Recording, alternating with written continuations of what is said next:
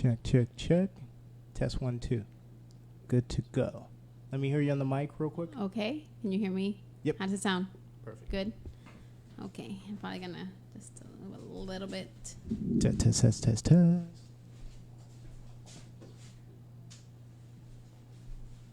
Test, test, test. Okay, so there is a little extra coming over from the Extra echo? headphones here. Yeah. Yeah. It's a little loud. I'm going to see if I can just turn it to the monitoring off.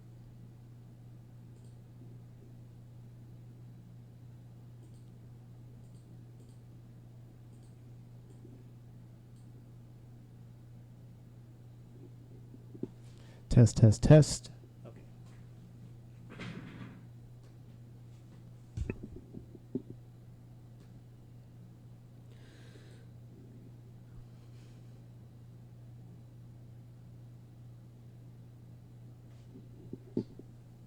Check, check, check. Seems good.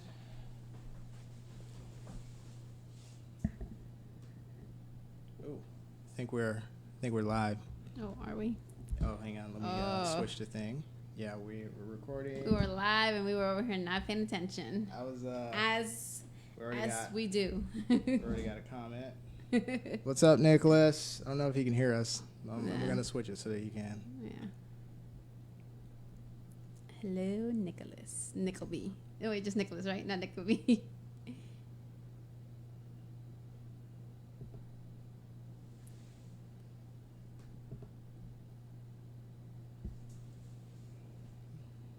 And we're live. And we are live. Forgive the technicality. Forgive the technicalities. Welcome back.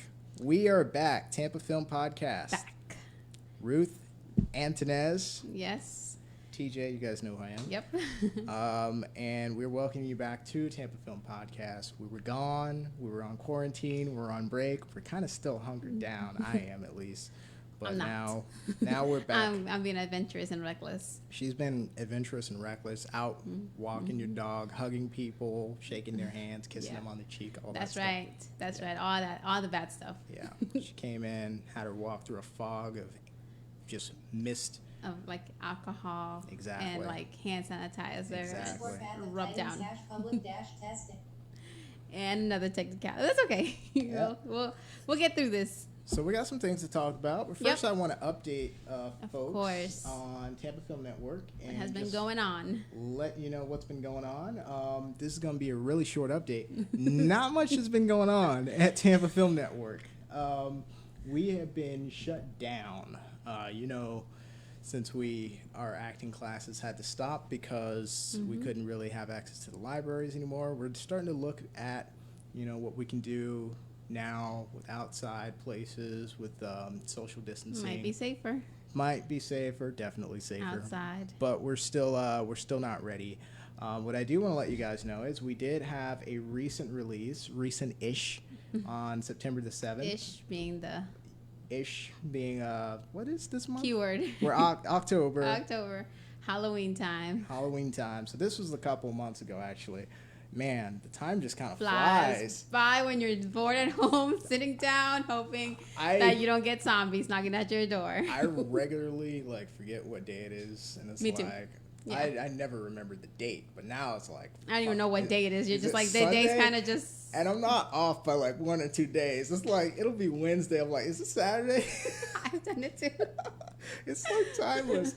Now that part I actually like. I like the idea of it's so funny, before I guess it used to be, it was an imperative, it's right? Thursday, yeah. So you have something to watch, so Yes. you make sure. Yes. But now because everything is I gotta be at work, I got the schedule. Now it's I'm not at work right now. I know there's no shows that I need to watch because no shows. Nothing's new. There's plenty of there's stuff. There's to new watch stuff, yeah, always. but exactly. But you can watch it at your own leisurely time. You don't time. tune in anymore. There's no tune in TV. Yeah, it's just the idea of the work routine for me has gone because I got unemployed. But for a lot of people, it still goes on, from home, which Great. I'm glad for those who can still not work. Everybody's in the boat, and then same as in the big boat. Not everybody's in the boat. Some people are in the smaller lifeboats and just kind of trying to survive. Yo, my peeps out there, sending you guys love. Hang in there. We're going to have an election and hopefully a freaking Congress that will help us get through. But today, what we're going to talk about is the movie Cuties. Ooh, going from one controversial subject, politics, to another. I guess we're going to talk about it all. The controversy is there. Absolutely. It's just, yeah. But before I do, we had to release a short film that we got from Film Punks, an organization I was integrally part of, just like I am part of TFN now, but now I'm just TFN. One of the unfinished projects, we got it, and we're able to finish editing, and we released it. It's called Devil's Blood. We released it on September the 7th. To this day, it has reached 313 people, so 313 views, not bad. That's not bad. 94 engagements.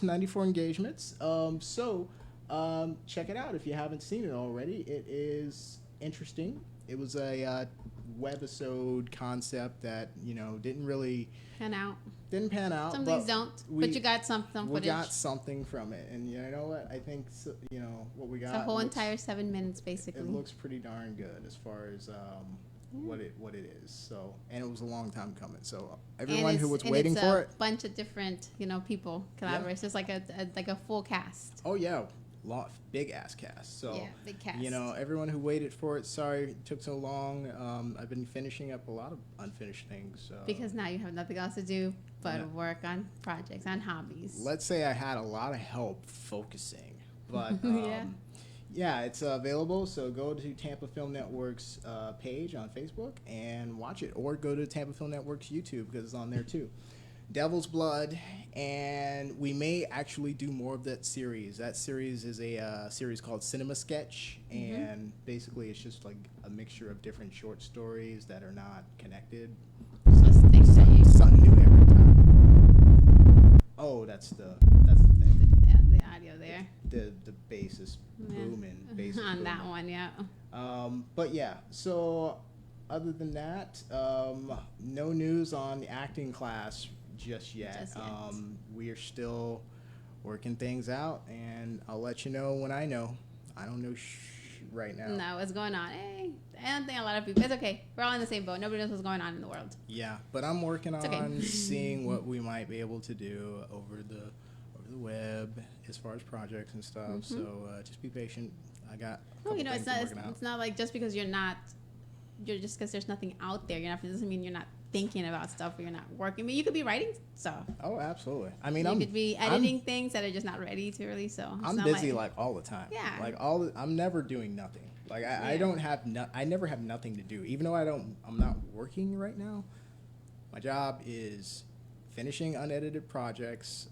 We still have Good Friends coming. Good Friends is coming, guys. Good Friends is coming. We'll release something soon. And looking for more work, and also I'm working on a video game. For those of you who don't know, I'm developing a video game. Yeah. The dinosaur. A little bit. Your little dinosaur thing is how you described it. Well, I just saw a little clip and I was like, oh, it's a little dinosaurs. I like this. That was not actually my game. That was me just playing a game that's out there. But I got inspired by that. Oh, okay. To make another one. Is it a dinosaur? Is it a little dinosaur thing? No, okay, good. Mine is the same thing except with African animals instead of dinosaurs. So now you have a little safari thing going on. Yeah, a little safari thing going on. It's a survival thing. So it's like you try to survive as a dinosaur in that game, and this one you just try to survive as like a lion. In like the Sahara. Well, not Sahara, obviously, but Well, not to get down a rabbit hole on this, but I came up with a new concept. So basically it's a fictional location in Africa. Oh, okay, got it. You know what a caldera is? Mm-hmm. It's a caldera. So it's like basically it takes place in a giant caldera. So there is something like this right now called the Ngorongoro crater, where that's like a leftover of a super volcano. It's like a big ass crater, and there's all this life going on. So it's like exactly. My game is called The Great Circle, and it's basically about all the life that takes place in the crater. Within the circle of life. In the circle of life. It also comes from that, too, from The Lion King. Yep. Because obviously, if we're in America and we think Africa and we think lions, we just say Simba. Yeah. It's like it's just unavoidable. Isn't it funny how certain things are just, if you're of a certain age, there's just the circle of life. You know, everybody knows what that means. You know, if you grew up in a certain time, you know exactly. As soon everybody has the same pop culture reference. Yeah. I guess if you're sad. old. It's sad, and I guess if you're old like us now, we're getting old. Oh, dude, I am so old. We're starting to get old. I was telling somebody the other day. It's unfortunate that I'm going to say this, but I was at somebody's house and they had a guest, and we were talking, and they said, "Oh, you don't have any," because I had been there for a while, because we were just talking. And she's like, "Oh my God, do you have to go? Do you have a husband or children?" And I'm like, "No, I know husband." She's like, "Oh, how about children?" And I'm like, "Oh no, thank you. I don't really like children like that." And I know we're going to talk about a movie about children. But, and then she says to me, "Oh, don't worry about it. There'll be plenty of time, honey." And I'm like, "No, I don't think you realize how old I really am." And, and me not trying to be like, I don't want to tell her how old I am. But no, I don't think children are a possibility. I'm really old. I know I don't seem like it, but I am. I'm really old, people. I don't think children's going to happen for me. Well, never did I ever want them, so... Thank the Lord Jesus. Oh, okay. Well, I was going to say, maybe you can adopt or something like that, but I guess no, just no. Okay. No, it is a no. It is a hard... So it has nothing to do with age at all. No. Yeah, it's just that it's unfortunate, it's kind of parallel to it's going to get into some of the subjects of the film. It's unfortunate, but for women, for you not to want to have children, a lot of times you're seen as a monster or something. You're like, "Oh, you don't want children. Oh, well, there's plenty of time. You can adopt." And then for you to have to sit there and be like, "No, I actually don't want them. I've built my life for no children. This is a no child zone." And it's sad because other women are always like, no child zone. They're like, "Oh," they don't really know what to say, specifically when they're mothers. And then of course our response is always like, "Oh, but you don't know how wonderful it is to be a mother." Yeah. It's always the same response from women. You always have one that tries to save the conversation, tries to win you back over. Yeah, and I'm just like, no child zone, as I said. And for men, it's like, "Oh, okay, not a big deal." And they're like, "But I have children." And I'm like, especially when it comes to stuff like dating, it's like, then it's like, "But you have children and I can't do that." I know. And then I'm really like, "You're a monster. Because I don't want my own, neither do I want yours." And it's sad, but I think it's one of those big reasons why I just don't date. I'm just like, no, I'm not. I don't want children. I don't want to take that away from somebody else. I don't want somebody to be like, "Oh, I don't want yours, I don't want mine, and I don't want ours." Well, I'm sure there's people out there who there's don't want children. There's people out there. Yes, there is people out there, but the majority of people nowadays, usually, especially people my age, who are being my age group, they already have children, or they're in a point of life where they're like, "Well, I guess the last thing I need to do is have children." I'm like, I am not the one. Right. The majority of people are like that, and it's just kind of a little sad because I feel like I should be allowed to, and not judged by the decisions that I make, because I don't think they hurt anybody else, and I'm not trying to hurt anybody else. Therefore, I don't go out and I'm like, "Oh, let's marry somebody," because I know what that means, and I'm like, "Oh no, I don't really want children, and I don't want to have to disappoint you." Yeah. It's and it's and like I said, once we get talking about the film, all these things I've been thinking about for a little while. I don't know why, and this film kind of brought a lot of these things to the surface. So I know everybody's like, "Oh, it's so controversial," but I think a lot of times in life, things worth talking about are controversial. Yeah. You got to put them all on the table. Well, it's hard to find anything that's not controversial nowadays. Yeah. For some reason, we have to we're outraged about everything. Everything's an outrage. I don't understand why. It's just there's just such polarization on everything. There's the left view and the right view of anything. So I guess, yeah. And you know what's so funny, but all the people that I talk to a lot of times, I tell them, everybody's like, they're this or they're that, but if you actually sit down and talk to people, most people are kind of in the middle of everything. I think the loudest people, though, they're the ones that we're listening to, the people on the extremes, and I think that's kind of sad because they're not the majority. The majority of the people are actually somewhere in the middle. I don't know about the middle, but I do know that... Or closer to the middle, Well, I do know that everyone has complexity and complication in the view. So it's like maybe you like this, but you also like a little bit of Exactly. this. And you're not an extremist. But you're in a camp of something that defines everything a certain way. Yeah, so, isn't that sad? And that can influence your view. So it's unfortunate that influences people because that process is not for the benefit of people, I think. Or anybody. I don't understand why. It benefits some people. It benefits people in power. I'm guessing that's probably the only people that are going to benefit from it, because then you have somebody who, you're always going to go to and they're always going to be loyal to you. And I'm just like, not me. Right. Like, that's not me. But it's like even movies these days, it's like any movie, anything but movies too. It's like there's always like people are watching and commenting, from political points of view. Oh, you ever notice how people nowadays, like, people haven't even gotten through the movie and they're already, like, the movie is not even finished and they already made up their mind about the movie. It's so sad. Yeah, I mean, give a movie a chance. It's always been like that, but I mean, it's more so now, and it's more politics based than everything else. Before it was like, well, I know the new Transformers movie is going to suck because it's not going to be just like the comic book, and it's not done by the same director, or he doesn't know anything about the writing and the lore and all that stuff. So it was coming from other points of view, but now it's like politics just took a hold of everything. I don't know how or why. I don't understand the reasoning, because do you think those politicians care about you? I mean, they don't. No, they don't. But they care about their own interest, But it does affect everyone's life. Exactly. It does affect everybody's life. And that's why I don't understand why you as an individual take such personal offense to everything. I'm like, they don't really care about you. They care about making their pockets fatter and their friends' pockets fatter and giving their friends breaks. I don't understand why you're rallying behind somebody or hating on somebody when honestly they don't really have your best interest at heart. They have their own interest at heart. That's the sad part. People get involved in the politics now. I feel like we all kind of got roped into it more and more because the stakes for average people have risen over in the past couple decades. You know what I mean? It's just the wealth gap has grown.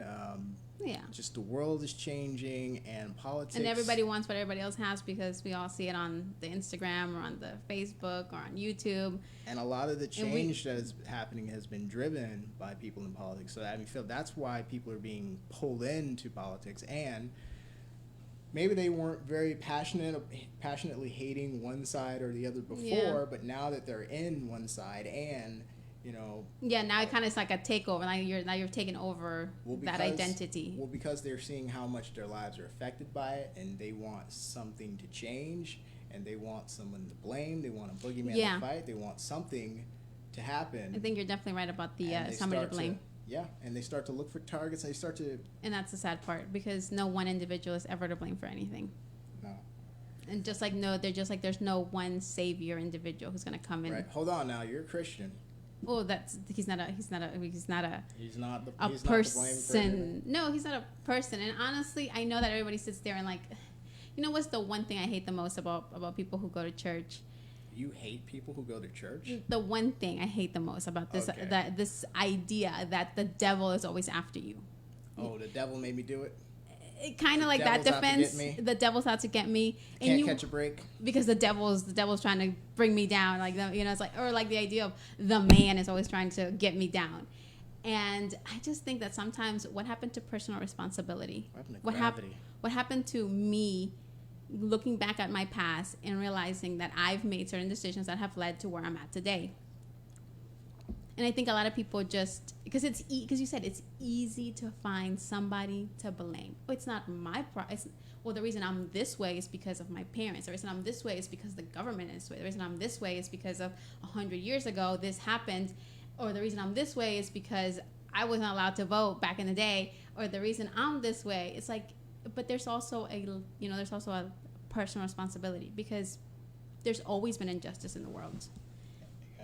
The world has never been a fair world. It's unfortunate to say it's never been a fair world, and politicians have always used that. Even if you go back and read Roman history, and you see how Caesar came into power, and you see how it's like you're not surprised the way the world is today, because once something gets so powerful and so big, things just start to topple down and break down, because there's almost, I don't know, it's just I was looking at some, just the whole entire idea of how Caesar came to be powerful, and what he was doing. And in a lot of ways, it reflects a lot of the way that the world is run today. It's just on a larger scale. But then again, you could have said, hey, that was, because remember at one time Rome was the world. Yeah. There was nothing else. There was only Rome. Well, there was always more, but not to them. Exactly. And to them, it's like, this is we're everything. the center of the universe. And what do Americans think? That we're the center of the universe? Basically. Isn't that funny? Yeah. Yeah. We don't like a Netflix movie. Fuck the rest of the world. That's right. We don't care. We don't care that they think that's art. We think that's wrong. We will prosecute you in Texas. Dear God. So let's update folks for people who don't know about this movie. Cuties is a movie that is available right now on Netflix, and so go and watch it. The premise right after this, though. After this, the premise of the movie is 11-year-old. It's pronounced in the movie Amy, Yeah. but it looks American. You Amy. want to Americanize, it's Amy. But yeah. 11-year-old Amy starts to rebel against her conservative family traditions when she becomes fascinated with a free-spirited dance crew. So it doesn't really do it justice now, does it? The description is like, well, okay, I get you. Brush over the top of everything that's actually going on. They got a picture of a bunch of kids and stuff. Now the controversy about this movie has to do with what's now Netflix is being sued in Texas for promoting lewd content of children. Basically, yeah. So lewd content, well, I guess I don't want to go into legalese here, would be because we don't know that much. Because I'm not a legal expert. I don't know. Are you? No, I'm not. I'm not a lawyer. Well, I just wanted to make sure because I didn't want to just assume since you're busy doing a bunch of things. I didn't know if you maybe had gotten a law degree where you were. But when normal people, when we talk about lewd, it can be something else in legal terms. But I guess in the broadest sense of what that's meaning is in this movie. They deal with children in adult themes. Yeah. Basically, which is not that uncommon in movies. Like we've heard of movies that deal with adult themes and they have kids in it. The controversy behind this is a lot of people have seen the movie or have heard people talk about the movie and commented saying that it has been it's sexualizing kids. It's pedophile bait. Yeah. But sometimes I'm like, man, we're the kettle and we're calling the pot black because what do we use to sell beer and hamburgers? But if it's not women's breasts, I understand that these are children. Right. But I guess what did you think when you first 60 heard years about ago? this? Because I was like, when I first heard about this, I was like, well, first of all, Netflix is a big ass company. They're not going to put a movie the way that critics are saying, like, they're not going to bring a movie into their company that's actually doing that. Yeah. So it must be something a little racy. You think like they're alluding to some type of sexual performance. It must be a little racy. Yeah. Okay. But then I watched the first 5 minutes and I'm like, oh, okay, I get it. It's a foreign film. Yeah, exactly. So it's people's first time seeing a fucking French movie. Exactly. So. And I think that's what it comes down to. Like when I heard it, I was like, and then people were like, oh, it's French. And I'm like, oh, it's French. Okay, that makes perfect sense. The French are just a little more that's the feeling open I had. About talking about sex. And Europeans in general. Exactly, and Europeans. And I was gonna not just sex, you beat me to it. Yeah. Alcohol. It's just prostitution. It is a totally different culture. And if you've never been exposed to it, it is a big culture shock because if you think about it, where do our American roots come from if not from the Quakers? And like Quakers have a lot to do with it, like it's just a lot of them because you go to a movie and you're like you can't show a boob but you can show people getting stabbed like 100 times and blood flying everywhere, but you can't show a boob because God forbid my 13-year-old kid wants to see the boob, but he can see a bunch of people getting murdered. It's okay. Murder is okay, just don't show the boob. Yeah, different cultures just have different priorities. But it's like the first 5 minutes, I was like, oh, okay, I get it. It's for people's first time seeing a fucking foreign film. Exactly, and they don't understand. And I've seen foreign films before. Some come to mind. Some like Amelie. Some like Pan's Labyrinth. Yeah. Specifically kids' films. But these are more whimsical things. Yeah. So well, actually, Pan's Labyrinth, I guess it is whimsical, but it's like more of the dark fairy, the messed up fairy tale. It's a mixture. Guillermo del Toro is one of my favorite directors. Yeah, but he's amazing his at what he does. subject matter is Yeah, it mixes the adult world with children's children, world. yeah, and it's in not in a fun, whimsical way. It's more of like a Grimm's fairy tale, like the original German Grimm's fairy tale. So if you ever read the original German Grimm's fairy tales, like that original, Well, you were going to see a lot more dark. how dark they really are. It ain't Looney Tunes, people. It's not Looney Tunes. Yeah, it's not. Hansel and Gretel.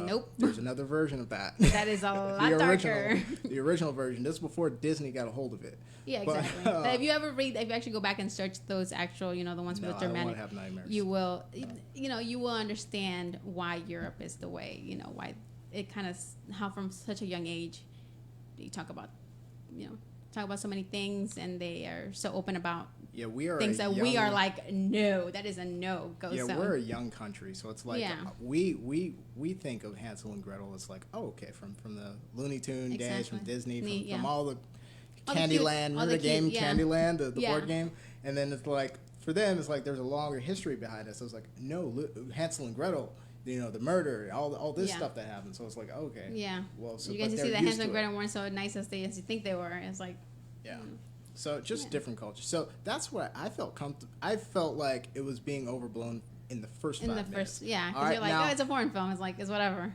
As I went on, my opinions started to change, and I started to,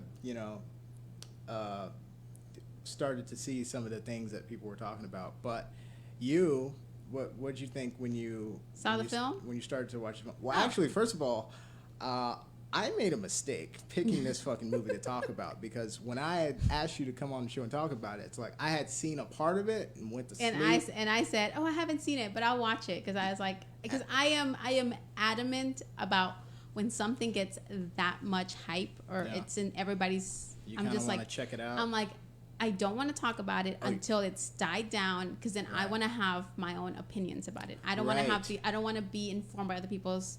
Yeah, and there's this kind of letdown effect where somebody says a movie's really great, you got to see it. If it's not perfect, even for me, I'm always looking for, all right, well, it better, now if I see a great movie, I don't tell them it's great. I just be like, oh, it has really good lighting. Oh, it has really good. Yeah. I didn't ever say it's a great movie or anything. I just point out one little thing. Yeah. And I know I under-promise. Bait them too. And I over-deliver. Yeah.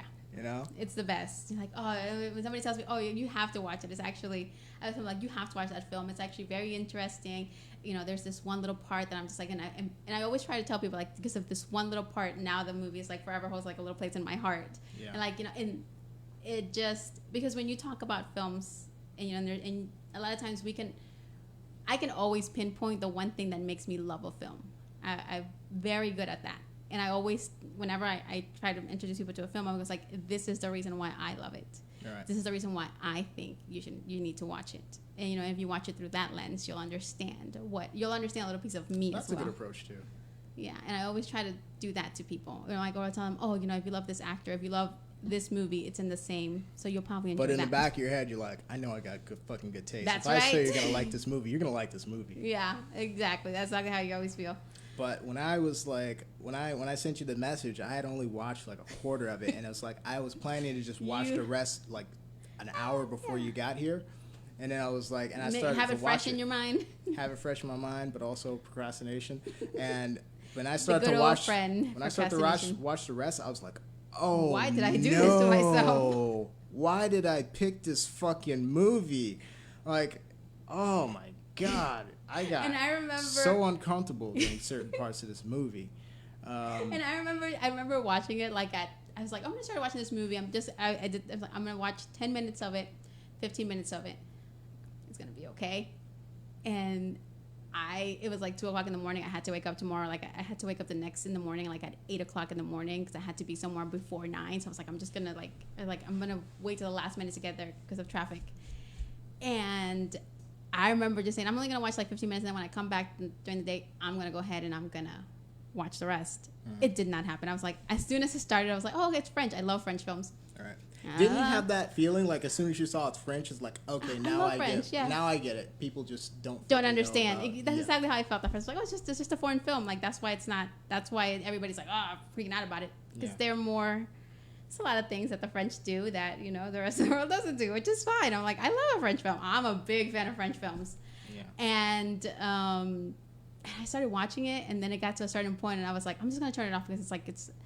And then I was like, well, I'm just gonna watch 5 more minutes. All right. And then it just kind of got Just hooked. kept It just going. kind of got its claws in me, and I was like, I want to know what happens next. I want to know why. So I started watching it, and as soon as I finished it, like 5 minutes later, I was like, I'm sitting there going, just kind of processing. And then as soon as those 5 minutes were, I was like, I texted her like, I watched the film. I can't wait to talk about it.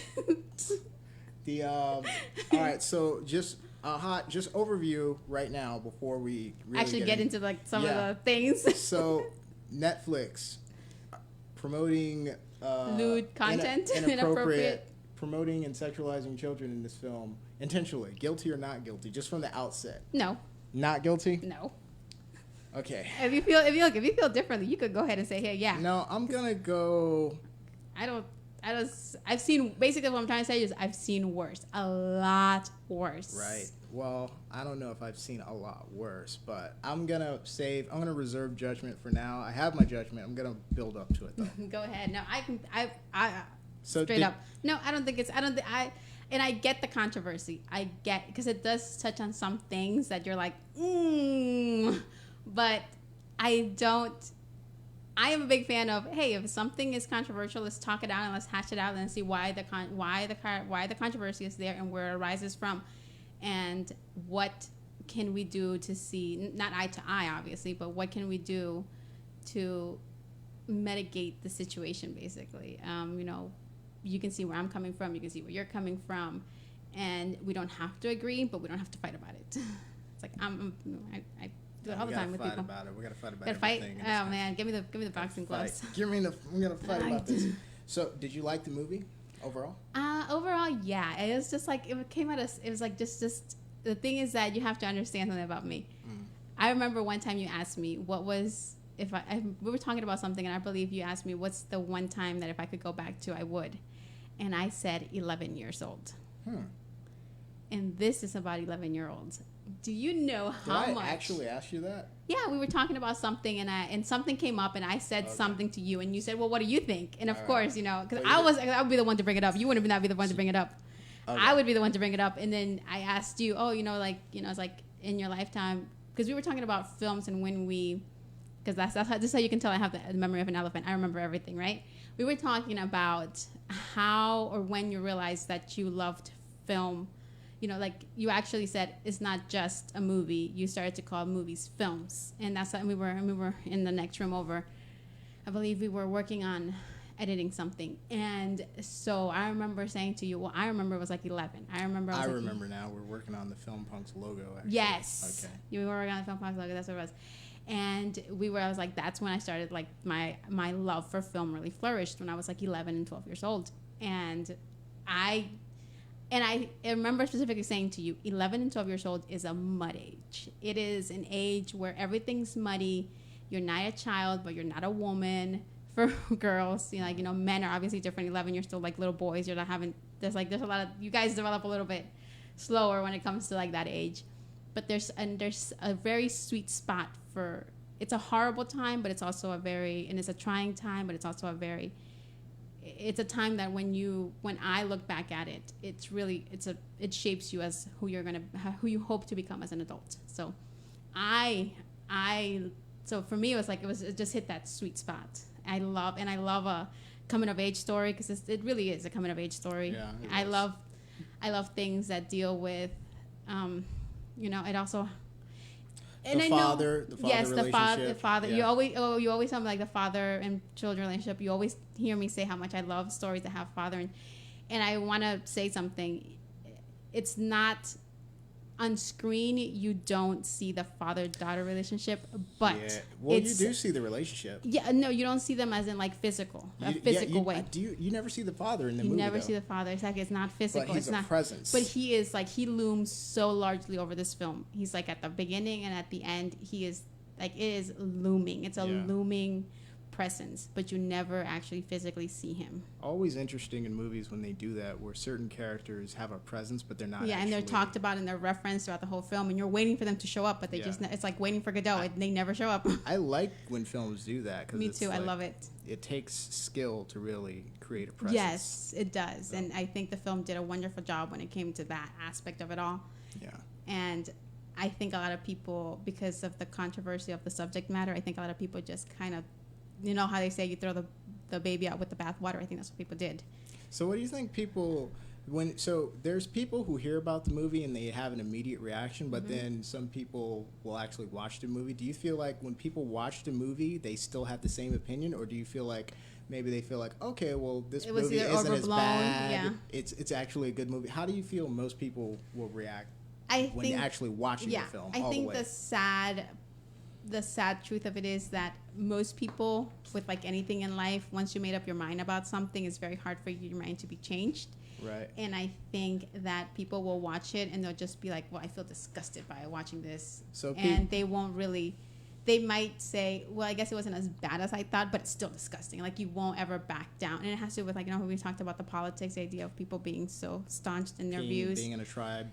I think you can talk to people and you're like, well, I see your point, but it's still disgusting. And you look at them down because it makes you feel better. It makes you feel superior, and it makes you feel righteous and right. And there's nothing more that humans love than feeling superior and righteous. It's like, those are like, everybody loves to feel that in one way or another. Yeah, we do kind of have strong chemical imperatives to be right and make logical. So I think it's sad, and that's the reason why I say sometimes I just don't. So somebody pay attention who to the hype. doesn't, let's say somebody who hasn't really heard the controversy and they just see the movie, do you think that they would be a little bit off-put by the strong imagery that comes up sometimes? Or? I think that obviously has to do with where you, yes, if you think about it in a logical way, these are 11-year-old girls. I'm not sure how old they really are when the film was shot. Right. But they're basically like 11. You could tell that they're preteens. They're like pre-teeny. They're tweens. Yeah, they're not. Yeah. They're not. You know, you can tell by their facial expressions, by some of the things that were. There was like a little bit of uncomfortableness in there. There was a lot of uncomfortableness. For the actors themselves, a little bit. They looked like they didn't fucking mind at all. No, there was a couple of scenes where you could tell that there was something came through, but they actually did such a good job that you could.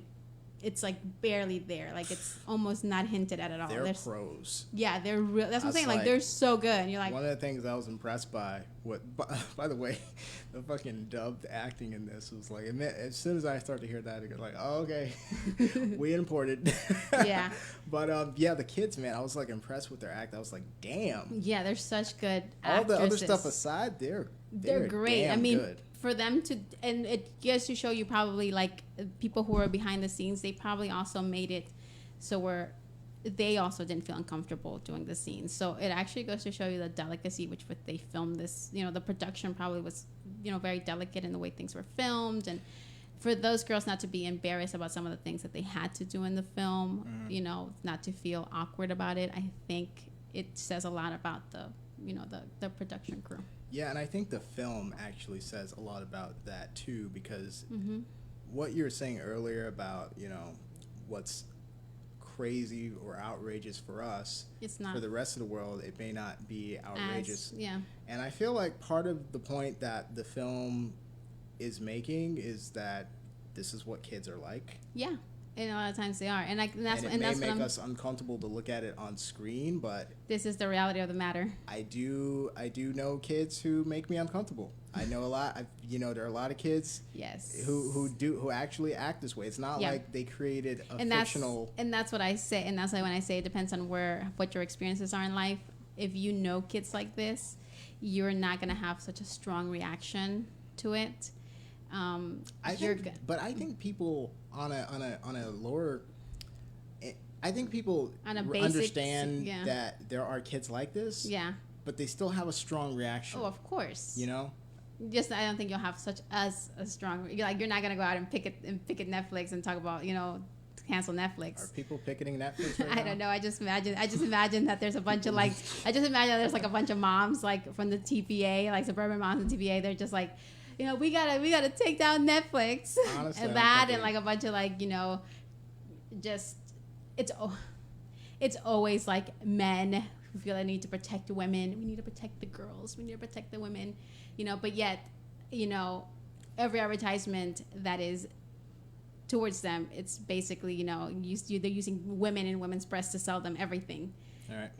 Or the idea of a woman will have sex with you if you buy this. But isn't the big stank about this coming mostly from women? Well, that's the thing. You see, it's always mothers and those men that I mentioned, like the men who consider themselves upstanding citizens who have to protect the women, because women need to be protected. They're weak. They're children. It's like children. Children, exactly. Well, in this case, it would be children, but in most of the cases, it's always they need to protect women, and this just happens to be that they're children. But those are the same men that will protect the children, which everybody should protect children. Children are children. We should try to keep them as innocent as long as possible. But with the way the world is, if you're handing them a phone, you're gonna. Yeah. I mean, they're gonna find things out. Somebody's gonna reach out to them. Some kid is gonna show them something inappropriately.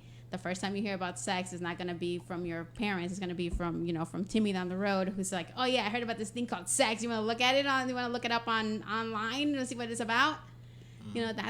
That's unfortunately that's usually the way most kids find out about stuff like that. That's just a reality. It's just a reality of things. And then if you have a phone, you have a phone is a computer inside of it that can show you anything. It has all the answers to everything you've ever wanted to know. You have a question, you pop it in, it'll pop up. So, you see other older girls, and everybody when you're younger, you want to emulate older girls. I remember when I was younger, I wanted to emulate the older girls. I was like, I don't want. You get to a certain age, you're like, well, I don't want to be a kid. I want to be a grown kid. I want to be a grown up. Quick aside. Aside, just a spoiler alert, just to let you know, if you haven't seen the film, we are going to be kind of discussing the plot a little bit. Yeah. So just have that in mind.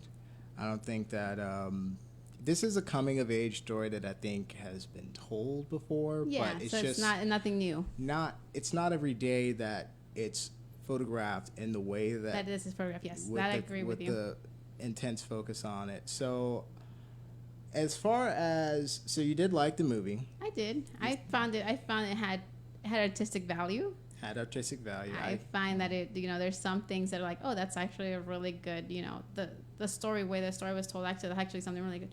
The whole entire thing about the father's presence being there, but him not ever physically being there. Even when he is there, you never see him. Right. It's like that type of stuff is like that takes, like you said, it takes skill to produce that. Right.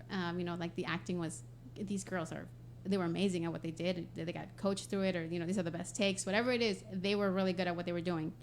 I don't see, on a technical level, I don't see why this is not a good film. Okay, on a technical level. So let me ask you, was there anything that you disliked about the film? Anything at all? Technical, style-wise, or anything? I guess the only thing, which is story-wise, would be I think was probably the most controversial scene, but I can see why it was in the film. It was when she actually takes a picture of her genitalia, and and subsequently she posts it online. I think there's a lot of girls who do that, a lot of women who do that. There's a lot of women who do that. I don't know if we had to see it, but I can understand why it's there. It's like the shock value of it. I was shocked. I can understand the shock value of basically the scenes when that and the scene before that and the scene after that. Like that whole entire I think it was like 6 minutes or so. Probably less. It just seemed like 6 minutes, probably like 3 minutes. That was the only time where I was like, that's a little uncomfortable. Really? Because I was like, my experience was in the beginning. I went from okay, this is just overblown to okay. I can see why. We can see what the kind of film that this is turning into, and it just kept building. It didn't go 1, 2, 5, 4, 3, 7. Like kind of. It just went at like a straight line, almost like Costco's stock or something. And it was like 1, 2, 3, 4, 5, and it never gives you a break. Like I was like, doesn't. Holy shit! It's like when that happened, it was like I was shocked. I was like, whoa! Like that's a little too much. But then after that, because the thing that was happening right before that, I was so focused on is like, oh, what is this going to be? This kind of movie now? And then that happened out of nowhere, and I was like, we're just going everywhere with this fucking film. It's to me, honestly, I was like, oh, okay, we're going there. Okay, we're going there. And then, of course, you expect something like the previous scene, I expected something else, and I was like, because that's what I was expecting. I was like, because it's like you said, there is a pattern of things just escalating. So I was like, oh, I was expecting a response from the male in that scene. I was so hoping. And I was just like, okay, it's gonna happen. It's gonna happen. I'm like, don't let it be this kind of fucking movie. and like the whole time I was like, it's gonna happen. It's gonna happen. Oh my god, it's gonna happen. It's gonna happen. And I'm like, do I need to see? Like literally ready to close my eyes. Yeah. And then it doesn't.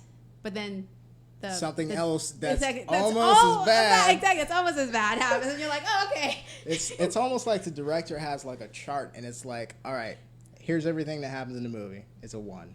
When we get to a 4, even if this doesn't happen, everything else has to be a 4. Yeah. You know, so it's like they're gonna hit you with something, even if you don't think, okay, thank God it's not that. It's like, oh, but then it's something else that's just as worse. Something on the same level is coming. Or it could be worse, you know. You cannot escape this. Yeah, and then the reaction to that, the reaction to that particular scene from the young man in the classroom, I was just like, oh God, because that's exactly what happens. Because it's stuff like that. If it gets found out, that's exactly what happens. I'm just glad I didn't show the picture. Oh, of course, I didn't think they were going to. Well, they can't, because it's like. Well, then it's like.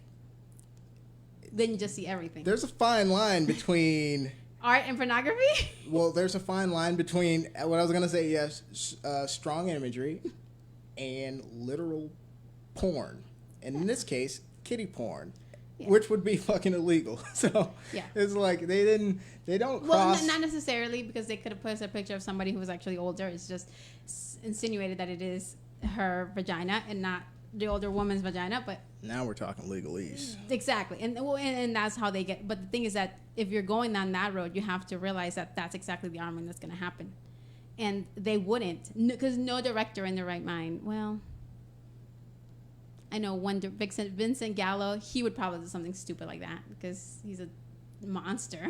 Who did he direct? Vincent Gallo. You remember he directed that stupid movie Brown Bunny, where he had apparently he made Chloe Sevigny. Apparently she is something that when I think about who would be cast in this movie if it had been made during her time, it would have been Chloe Sevigny, because she'd always made very just right up against that line. I know this is the title of the movie, but is that at all a sexual reference? I have no idea. Okay, I could only watch like 15 minutes of it, and then I was just like, I can't watch any more of this. It's so bad. Okay. Yeah, but he actually directed Buffalo 66, which is actually a really, really good film. It's one of my favorite indie films. Christina Ricci, but she's also heavily sexualized in that, in the way she dresses, in the way she acts. So he's kind of always been tipping that line. And in Brown Bunny, apparently he made Chloe Sevigny give him an actual blowjob on screen. Like, that's, everybody's taste is different. You go, Chloe, if that's what you like. Not like, but that's basically, and he claimed that it was, it's the realism of the film, and that's what the controversy behind that film was, and that was the outrage behind that film, and particularly because Chloe was actually a child star before. That was like her big. So it wasn't an actual blowjob, but it was a film blowjob. No. Supposedly she said that he treated her like garbage, and it's just, there was a big controversy when that film came out, and there was a lot of things that have been taken back now. Well, I mean, it would be porn if it was an actual. Basically. What you're saying is the character did. Yeah. That okay. Yeah, so it was like it was basically just tiptoeing that line, that little tightrope of film, art, and pornography. Yeah. So, like I think he would be one of those people that would probably be like, yeah, I did that, so what? Because that's the kind of person, I think, the kind of director he is. That's why he's not making movies anymore. Really, I don't think he's made anything since I don't think I even heard anything about him for like about 10, 12 years now. So, he's a monster, supposedly. Everybody who's worked with him is like, he's very difficult. He's a monster. He's, women don't want to work with him. He's a creep. Other people. Yeah, he's basically like a creepy guy. Kind of creep. Okay. Yeah. So, that's been his, unfortunately, that's what people don't remember him for Buffalo 66. We remember him for the simulated blowjob in Brown Bunny. But, I think he would be a director that would do it. There's probably like about 2 or 3 other people who I can think of, but all of them are dead now, who would probably say, well, yeah, just show the picture, because that's it's the shock value of it all. I think I know 2 directors that I could think that they could possibly say, have the idea in their head, like, well, let's just do it. And both of them were sexploitation director. Mm-hmm. So from like the 70s and the I think one of them was from the 80s. I think, and they were all, one was from Japan and one was from Italy. So I think that they would probably be like, yeah, show it, go ahead, because it's shock. It's like, printed, like a cut it print, whatever It'll they say. be press. Yeah, exactly, for them. And that, because Right. a lot of those sexploitation films, that's how they got over. That's kind of their lane. Yeah, exactly. Right. It was basically, they were basically porn with like Right. a somewhat of a story turn on top. Yeah. It wasn't really a movie. Like, that's what I'm saying. Like, I think that people like that, they would be like, yeah, show it. But I don't think anybody else who's actually working in film today would ever think of doing that. I think it would just be, it's just too taboo. Right. It's like, oof, no, you would never do that. I don't think you would. Not that there hasn't been frontal nudity before from other directors. I mean, it's a choice. You make it. Right. But I think it's a lot easier to make frontal nudity choice with women than with men. And that's why whenever you hear of a male frontal nudity scene, like, I remember in Gone Girl, Ben Affleck supposedly had, I don't think I ever saw that version. I think I saw, no, I did. I saw it. I remember seeing it. It wasn't frontal, it was side. Mm-hmm. Partial frontal nudity, I guess. And I remember people being outraged over it. And there was women I remember who were like, oh, I'm definitely gonna watch that movie. It's like, because women, just like men, everybody's curious in one way or another, I suppose. Right. So the thing with that movie, wasn't the thing like the actress was angry that they actually censored or cut the scene? I think so. She's basically getting a blowjob. I think so, something like that. Yeah, it's like there's always there's people always gonna have controversy over things not being shown, or too much being shown, or not enough being shown because they think it has artistic value. And I think with this film, I think if we cut it and if it was edited to suit American audiences, so you only would have removed the scene where Ami takes a picture of her genitals and posts it. Yeah. I cannot believe she did that. Like, I know, like, kids are kids, but I felt like that's a little too far. Well, so the act itself, while within the realm of, I guess it's consistently like realism, like in that kids will do ridiculous things. Oh, of course. That part just seemed, even within the kids' world, it seemed just a little two-step too. I could have seen a boob. Like, I could have, maybe she like the idea of accidental boob slip. I could have seen that. Yeah. Because why go straight to that? Like, it's like you go. That was the thing. Yeah. And I think that was the only time where the film was kind of like just for shock. I think that's where it was just for pure shock. So you feel like that. So that specifically, you feel like wasn't just to advance the story. It was. I feel like that wasn't. I feel like that was. But I understand the thinking, and if you think about what she had been, because throughout the film they definitely made it clear that she had been seeing things that she probably shouldn't have been seeing. Right. I mean, at church, in her church group, she was obviously watching women like twerk. She was watching the music videos and stuff. Exactly. While we were praying. Yeah. So you're thinking about it. That's just what we see. My next thought was, when she's at home with her phone at home, she's probably watching porn. Well, she probably, in my mind, it's like there's only a progression because some of the things she was doing weren't just on the music video. So where is she getting that from, if not from porn?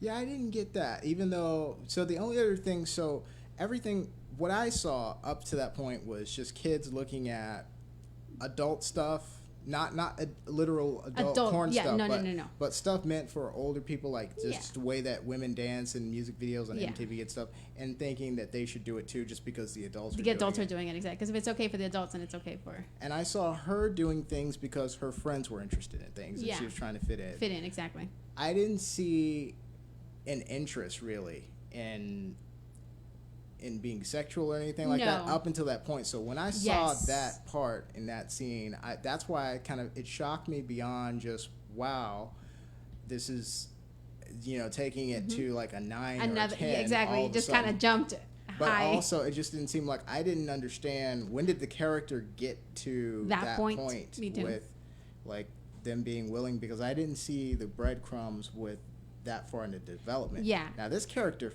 as far as like, if you want to look at just specifically leaving everything out and just character development, she develops. That's a fucking character who goes from being a little girl, an immigrant girl trying to fit in at school to being like she basically ready. She pushed the girl off a fucking bridge. Exactly. Like she ready to do anything she has to do to, and then obviously coming back from that ledge. You know, she's like at the ledge. She is ready to do whatever it needs to be done to get wherever she needs to go. Then realizing how she's gone way too far and coming back from that ledge. Yeah, and it is a classic coming of age story in that when you look at it in that sense, like when you get beyond like the adult themes, which are actually kid themes. Yeah, they are informed by an adult world, which is an interesting part of this whole complexity and things. It's the film and real life. Yeah, so it's like really the film itself, it is a legit film in that it is exploring something that is real. Going on right now. So it has realism, but it actually is a literal classical type of story that you see in film, coming of age. It follows, you know, like what they always say, the hero's journey, and they have the circle. Yeah. The hero does something, has to go somewhere, doesn't think, and then it actually does it. It goes, they actually do whatever they have to do, and then they come back to their life, but they're changed. And she actually, it really, you can point to any spot on that circle, and she has gone through all of those. Her character has gone through all of those. It's a legit film exactly. when you look at the character development and just it being, you know, the hallmarks of a film. But I guess the thing that just throws people off and just kind of, you know, hangs me up on this is just the strong use of the imagery. Like, I felt like some of it was just, it wasn't necessary to tell this story. I can see. And you know what's so funny? I was telling my sister, we went out to dinner last night, and with a friend. See, I'm being reckless, people going out to dinner. And somebody said, "Oh, did you see? They haven't seen a movie in forever." And I go, "Oh, I actually just watched that Cuties film." And they're like, "Oh yeah, I heard that was really bad." And I go, "Actually, I didn't think it was that bad, because I really don't think it was that. Besides that part, I don't think." And even I know, like, and I told them. And I understand why people feel dirty when they watch it. I completely understand, because we, the audience, are the leers. We are the creeps who are staring at these girls. No man in the film actually stares at them the way the camera does. Like, we never see a man. Like, even with those two security guards, they were kind of like, they were taken aback by the fact that they were the way they were dancing. Oh no, and they wanted to. Oh no, one of them was looking at them inappropriately, as well as towards the end of the movie where they're performing at the contest. Yeah, but most of the things that are actually everybody's like, oh no, don't, like, oh my god, everybody's like outraged by it. It was like, you know, it's like, and let's be honest, whenever we see something that's a little titillating, we're like, but it's wrong. We're like, but you kind of always do, like, kind of like, oh.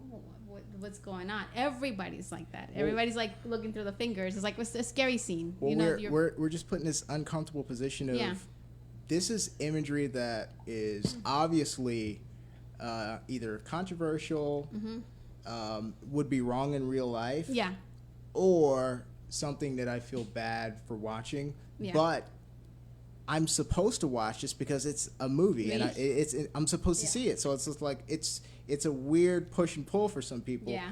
But the camera is, you know, we are the audience looking at them. We are the people, and it's gonna make us uncomfortable. Of course it is. Yeah, but even you admit, and you like the film, there was one scene that you felt like it just went too far. It went too far in that it wasn't necessary to sell this film. And when I say that, you know, when I mentioned the whole entire the boob slip thing, because she actually in the film, if you remember earlier, she actually saw that happen on screen. So I would have thought, oh, you know, that's she saw what happened on the screen? Remember when let's see if I can. I remember the girls got her to try to take a picture of that boy's. Yeah, which that obviously did not work. So that's, I do remember that reference to. Yeah, but you remember the little girl with the glasses? Right. She showed her a video of the competing dance group. Right. You remember? Right. And they were dancing. Let's talk about the funny ass name. It was what was that other group's name? I can't remember. It's like something. Yeah, really good. That's why I can't remember. It's meant to be cute, but it sounds like they're being insulted by somebody at the same time. The swag or something like that. Yeah, exactly. And I was just like, okay, like whatever. But okay. I was like, whatever. But what happened with the? But they're in the video. They're on a rooftop. They're dancing to the music. There's like a little video they put on YouTube. And then towards the end of the video, one of the girls turns around and she lifts up her shirt, and you can obviously see her boob. And then she goes, and those are actually, it's a real dance crew supposed to. I didn't even see that. Well, I did, because in the film, and then one of the girls in the background says, "Oh my God, your boob." So Oh wait, this happened off screen, but it happened for the character. We saw it. We saw it too. We saw it too. I didn't You see just that. did not see it, but I saw didn't it. see that. Because she turns around, she's like, oh, and then she's dancing like this, and her shirt goes up, and her boob slips out. Right. But it was obviously intentional. So I do, because that video that, cuts. I remember that part. I don't remember seeing that specifically. Thank God you didn't, right? Okay. You're not a creep. That would have probably freaked me out a little bit, because the other team was supposed to be only like a couple years old, like 14. Than They were supposed to be like 14 or 15 supposedly. Yeah. But they obviously looked like they were 18 or 19. They looked a lot older. I don't know, but they were older. They were the older group. Yeah, exactly. They were supposed to be. Yeah, they were supposed to be like the competing dance crew. Right. And and that happens. And so when in my mind, I'm like, well, I don't see why you have to go that far. But I could have seen her emulating the older girls. So that's, to me, that would have been, in my mind, that would have been more of like, you saw something happen, you saw her emulate it, because that's what she's been doing throughout the whole film. So in my mind he probably saw something, some porn. Point. Right. She probably saw some porn. She's like, well, this is what happens. She, that's why she tries to seduce the guy for the phone, quote unquote seduce. I don't know, And then when he's like, he's outraged by, he's like, what the hell are you doing? Like, This is not happening. You are going to be in so much trouble. She runs to the bathroom, and then she takes a picture for private parts. So I'm assuming, because everything we've seen on screen so far she's been emulating older adult activity. I'm assuming that she's probably seen some porn, because porn is free on the internet, and you can, in case you didn't know, guys, porn is free on the internet. You can go, she probably stumbled onto some pornography, and that's why she is, that's why she decided that would be the next logical step in her journey, I guess. That's where I can see it, but the thing is that it was never shown on screen, and I personally don't want to see young children watching porn. That's not, I don't think any young children should be watching porn. So in my mind, I'm like, I think the most logical thing for me would be for her to emulate the older group of girls, not to be emulating such advanced sexual, So that is actually a really good point, because that actually is an important part of the entire story, is that the idea and the character itself, she was basically emulating adults the entire film. The whole entire time, yeah. The entire thing. And I don't know, man. It's like you could have that was the one that it just kind of. Well, for so much of the movie, you could say the words, you didn't really need to go this far to make the point. Yeah. Because I mean, let's be honest. Some of those shots, not only would I not have used them, but they were long as fuck. It's like yes. They made the point and then some. And it's then like, some. Yeah, like. I would have cut down on those shots. If you have to have the shot in the film, it doesn't need to be that long. So it's like that's like the gyrating, the gyrating. All right, so the gyrating just for me, just like the part in the bathroom where she takes a picture of her genitals. Okay, for me, story device wise, I can see why it was used, type of thing. Right? I get it. So it's justified in that they did justify pretty much everything that was in the movie. Yeah. Is the hard to swallow truth. So it's like, even if you feel like this movie went way too far, it's way too racy, it had the wrong themes, it was way too much of a storytelling wise, it did what it was supposed to do. If you brought me into the room as like the story lawyer and I had to analyze, I would like, well, their case is kind of airtight. It's like they didn't really. And that's you can't really accuse them of saying like of really promoting. They have an alibi for everything. Yeah, exactly. Everything is not something that everything's justified. They had an alibi. They had a reason. Now that's not to say that they weren't also that's not to say that those shots weren't too fucking long, because Yes. they were way too fucking long. Some of those shots not only were inappropriate, well, I won't say the word inappropriate, even though some of it was probably inappropriate. I won't say objectively, I won't say inappropriate. I'll just say unnecessary. Sorry. And even if you get the shots, it doesn't need to be that fucking like, long. yeah. So that's the part. Like for me. not everything. Some stuff can stay on the cutting room floor. Is what you're saying. Well, so that's the part for me that makes it the most sus to me. The most suspect thing is, all right, you're gonna get some controversial shots. Okay, even if you're trying to make a controversial movie, okay, why are the shots this fucking long? Okay, I get it. Like if I'm the studio executive and like, you're bringing what me are the you idea doing? for this movie. Look, we're making this movie. It's going to be, And provocative. honestly, It's going to be this and that. And we're going to be using this shot. Hold on. You're going to be using this shots. You're going to be getting close-ups of the girls' butts. How old are they? Like 11? 11? And you absolutely need this to make the film work? Okay. Why the fuck is this a 30-second shot? Yeah, I completely understand that. I would have been sitting there And so long. I completely understand, that. And I guess... Is there a reason for... So, for you... Is there a reason for it? For me, personally? Is that what you're trying to say? So does that go into the category of you don't Lewd? need this? Do you need it? Just like the bathroom scene? You don't think? No, it doesn't for me. It doesn't? No, The length of the shots? No, it doesn't. I'm just like, I don't know. I am unbothered by them, and I can't please. I wish I had the fact please sheet. do not at me. Like, I am so unbothered At by her, no, at Ruth no. Antunez No. I Facebook, on Twitter. I wish I had this fact sheet so I can tell you how long some of those fucking shots were. This is 38 seconds. I know what you're saying, and I see your point, like 100%. But I was just personally, like, if I am looking at my heart of hearts, not bothered at all. Like, well, because I guess I saw it as they were performing.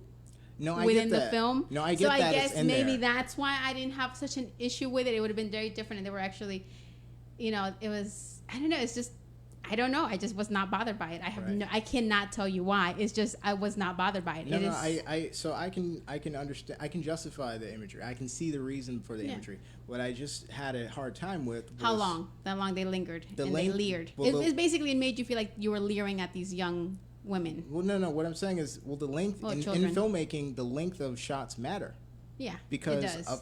a 3-second shot versus a 12-second shot, it means a whole lot. It's like you're saying something when it's 3 seconds. You're saying something totally different when it's a 12-second okay, so shot. on that point, okay, so that we're going technicality here. Okay. So I'm going like, why? What are you saying? Well, they were trying to. It's shock value at the end of the day. I think it just became. But you shocked me with the image. Why do you need to have it in my face for that long? For that long? They kind of want to. And then the amount of it. Because the thing is that the film is meant to make you uncomfortable with the situation. I think that's what it is. Okay, I got you. Okay, so that You know, actually is a strong argument. I understand that. What you're I saying. think it's meant to make you uncomfortable, especially if you never thought about things like this.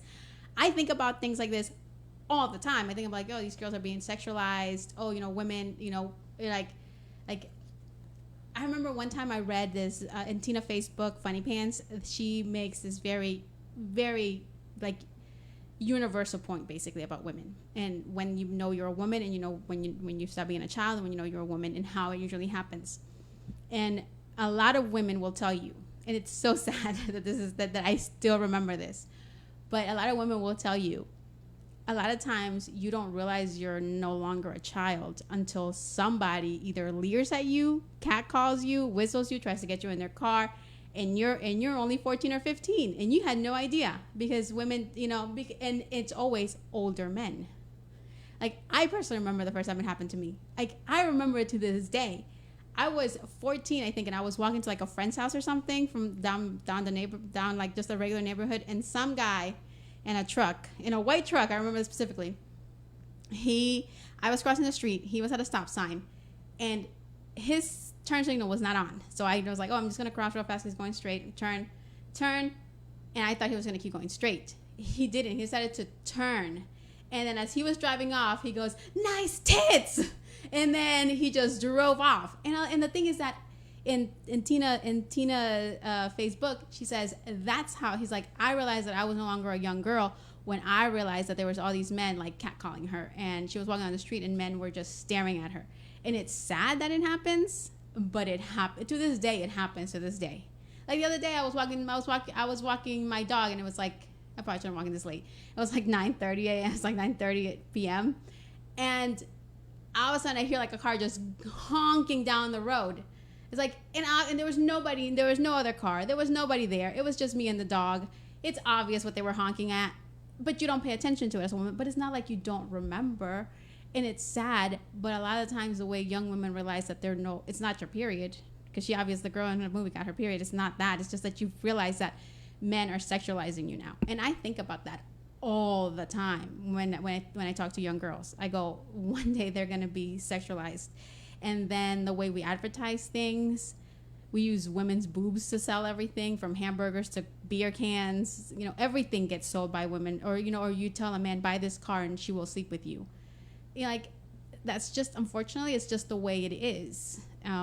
Because men are sexual creatures. They're visual creatures. All right. And you can cover yourself up, but it doesn't really matter. Because I remember that day I was just wearing a regular t-shirt. Right. Well, we're not the only ones with money. Yeah. A lot of advertisement is actually aimed at selling things to women as well. But you notice how women the way women are sold things is very different than the way men are sold things. Women aren't sexualized towards it because women, or you don't even see men like with their shirts off trying to sell me a purse. Like, no, you want to know who's going to sell me a purse? Oh my God, that's a nice purse. It's a fancy lady touching a purse with jewelry on or something. I guess women tend to need less convincing to spend money, though. Exactly, on certain things. And you don't ever hear, like, you're like, oh, Mr. Clean. Like, nobody goes, I go buy Mr. Clean. He's so hot. I got to buy this cleaning product because Mr. Clean, look at those muscles. Like, no woman sits there and says that. And I guess no guy goes, well, I should shave my head. Exactly. You see, it's like the way things are advertised to men and the way things are advertised to women, the way things are targeted towards men, the way things are targeted towards women. Women are always told, if you want a man, you have to be sexy. Or if it's like especially nowadays, like you got to put out. Or, there's certain things that, It's an arcane term. Either that or no man's ever going to marry you, like the Madonna whore complex. Oh, it's like, women are, and it's always people telling women how they should either use their sexuality, how they should guard their sexuality. Mostly. It's like, it's always, and it doesn't Mostly. And it doesn't matter if it's coming from men or women. It's always, somebody's always telling women, either, give the cookie away or don't give the cookie away. It's just insane the amount of things women got told from a very young age about how to either guard their sexuality or how you're a prude if you're not sexually liberated, if you're stupid if you're not sexually liberated, and you're never gonna get married if you're a whore. And men, men don't ever get told this. Do you guys ever get told this? No, but that's because the men are in charge of shit. So, and God damn the patriarchy. And maybe that's why. And I think about stuff like that all the time because I'm a woman, and I think about, because I've grown up in this age. I grew up with the internet. I remember the first time where you click on something on a page or somebody sends you a link and it's a porn. It's like some sexually explicit or some porn link, and you're like, oh, why did I click on that? I had no idea. It's like, and they send it to you knowing that you're younger. Like, why would you do that? The almighty dollar. It's like, and that's the same thing. It's like, I think this film is trying to bring those things to the forefront, that it's always, and the thing is that people are like, oh, it's worse now. And no, it's always been the same. It's just that before, women, they just kind of didn't speak out about it. But nowadays, women do. Before, women of this age, think about it, women of that age, as soon as she got her period, she would have been ready to go, oh, let's marry you off. You're good enough now to bear children, marry you off now.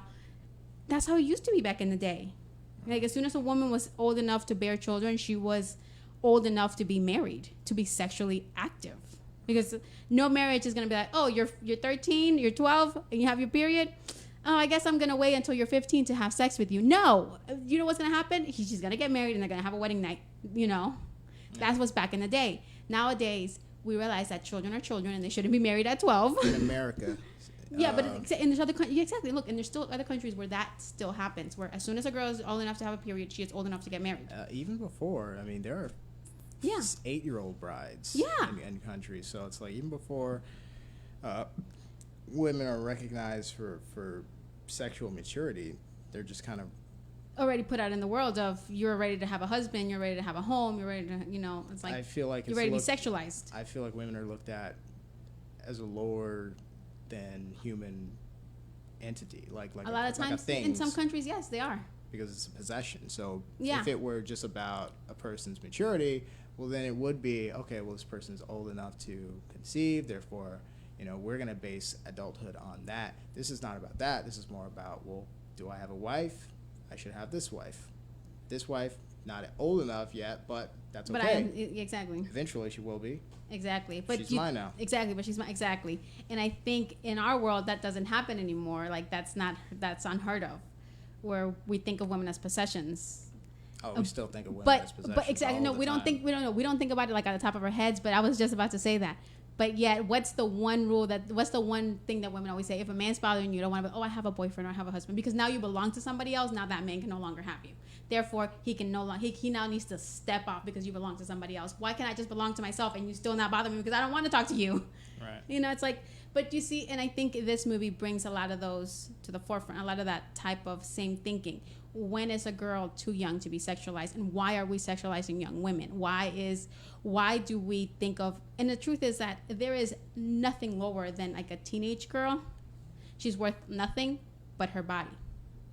Like, because if you think about it, what gets made most fun of in our society, but what young women like, what young girls like this age, like teens and tweens, like up to 18, everything that they like, oh, that's just stupid. Oh, this and that. Why would you? Oh, that's such a girly thing. Because the worst thing in the world to do is be a girl. But their bodies are always sexualized. Why do we have teenage sex comedies? I mean, teens have sex. Well, of course, but of course they do. Do we need to put that on screen? No. Do we need to put this on screen? No. Some people would say yes. It's just like regular. It's like that's why I say it's the same thing. It's the same concept.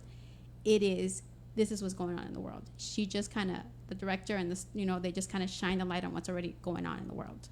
So I understand that people are upset about it, and I realize that it is uncomfortable, but I don't have a problem looking at it because I know it's already happening. That's me. On that note, we're going to take a quick break, and when we come back, I have another question about, is this movie promoting sexualizing, or is this just a part of the plot? We will be back with Ruth Antunez to find out what she thinks about that. About all my controversies. Like controversial thinking.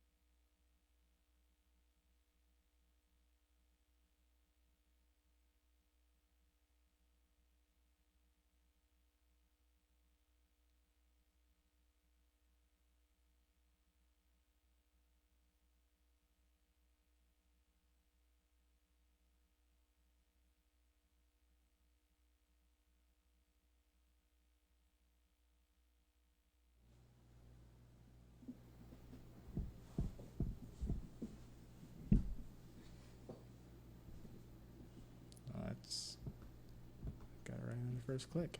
All right. We're back. We're back. With Ruth Antunez. And He needed a break. He was like, he's like, it's too much. I can't stand it. He had a mental breakdown, people. Well, I need a bathroom break. I've been drinking so much water. I prefer to call it a mental breakdown. He was like, you're right. I am a horrible human being. I might be. I try not to be. I can't help it. You're born a man. I was born a man. So therefore, you're horrible. Therefore, I'm evil. So we're talking about the movie Cuties here, the Netflix film that has been a bit controversial as of late. Yep. Yes. So as far as the topic of sexuality in the film, this is a film mostly about kids. Yeah. Not for kids, though. I wouldn't say it's for kids. Well, that's a separate question. But so the main character is a kid, and it's mostly a coming-of-age story about the kid. Now, the topic of sexuality in this, do you feel that this film is doing any of the three things? Either A, which is what some of the critics would say, promoting the sexuality of kids. Is it using or simply using the sexuality of kids to sell the film? Or do you feel that it's sexualizing kids not to do either of those things, but because it's a important aspect of how to advance this particular story? Okay, what's your opinion on that? I don't think it's just straight out using sexualizing children for the sake of sexualizing children. Is there any part of that going on? I personally don't feel that way. Obviously, different people are in different boats. I personally don't feel that way. But do I think that there's like a tiny little bit where like they're courting the controversy of sexualizing children? I most definitely. I mean, if I was the people behind the film, like the people who are promoting it, I would be like, hell yeah, we're promoting it a little bit. We're just courting you're just courting the controversy because it's good money, But are you saying that they set out to do this, or are they just taking advantage of it because I think they're taking I think it's a little bit of taking advantage of the situation. But I think that going into a film where they but see, the thing is that I personally don't think that they're sexualizing the young girls. Like, besides the film itself, you don't think it sexualizes young girls? I don't think that's what it set out to do. That along the way it has done that in some people's mind. Art is personal. It's I think people will say yes, it is. I personally don't feel like it. I just feel like it's a story. Because I have no sexual desire for young women, young girls, especially young children. So to me, it's like that would never pop in my mind. Like when they say that. When kids have no concept of sex, they have no idea. Like you could say the word in front of them, and because they have no idea what sex is, they don't even. It's like nothing pops into their brain. It's just empty vastness because they don't know anything about sex. And I could tell you why I know this is true.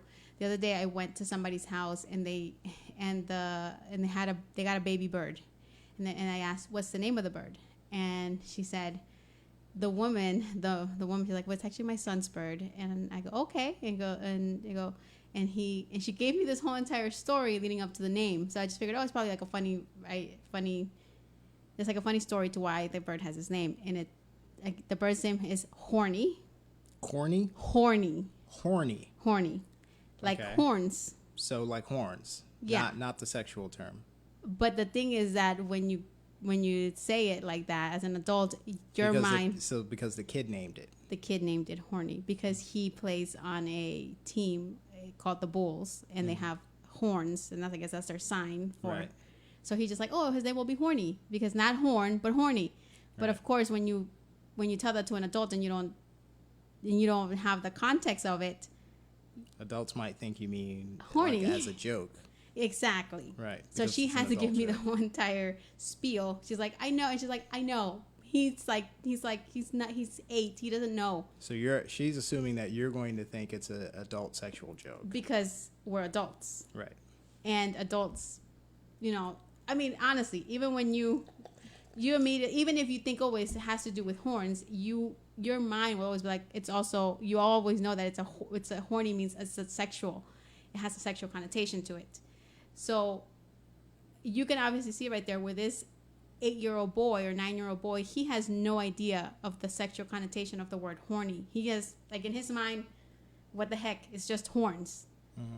But as an adult, you can understand that it means horns, but you can also understand that there's also a sexual connotation to that word.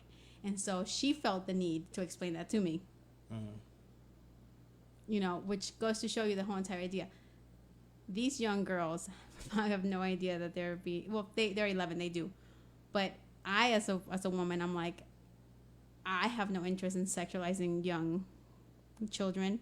Mm-hmm. So I can't understand it because I would never understand that.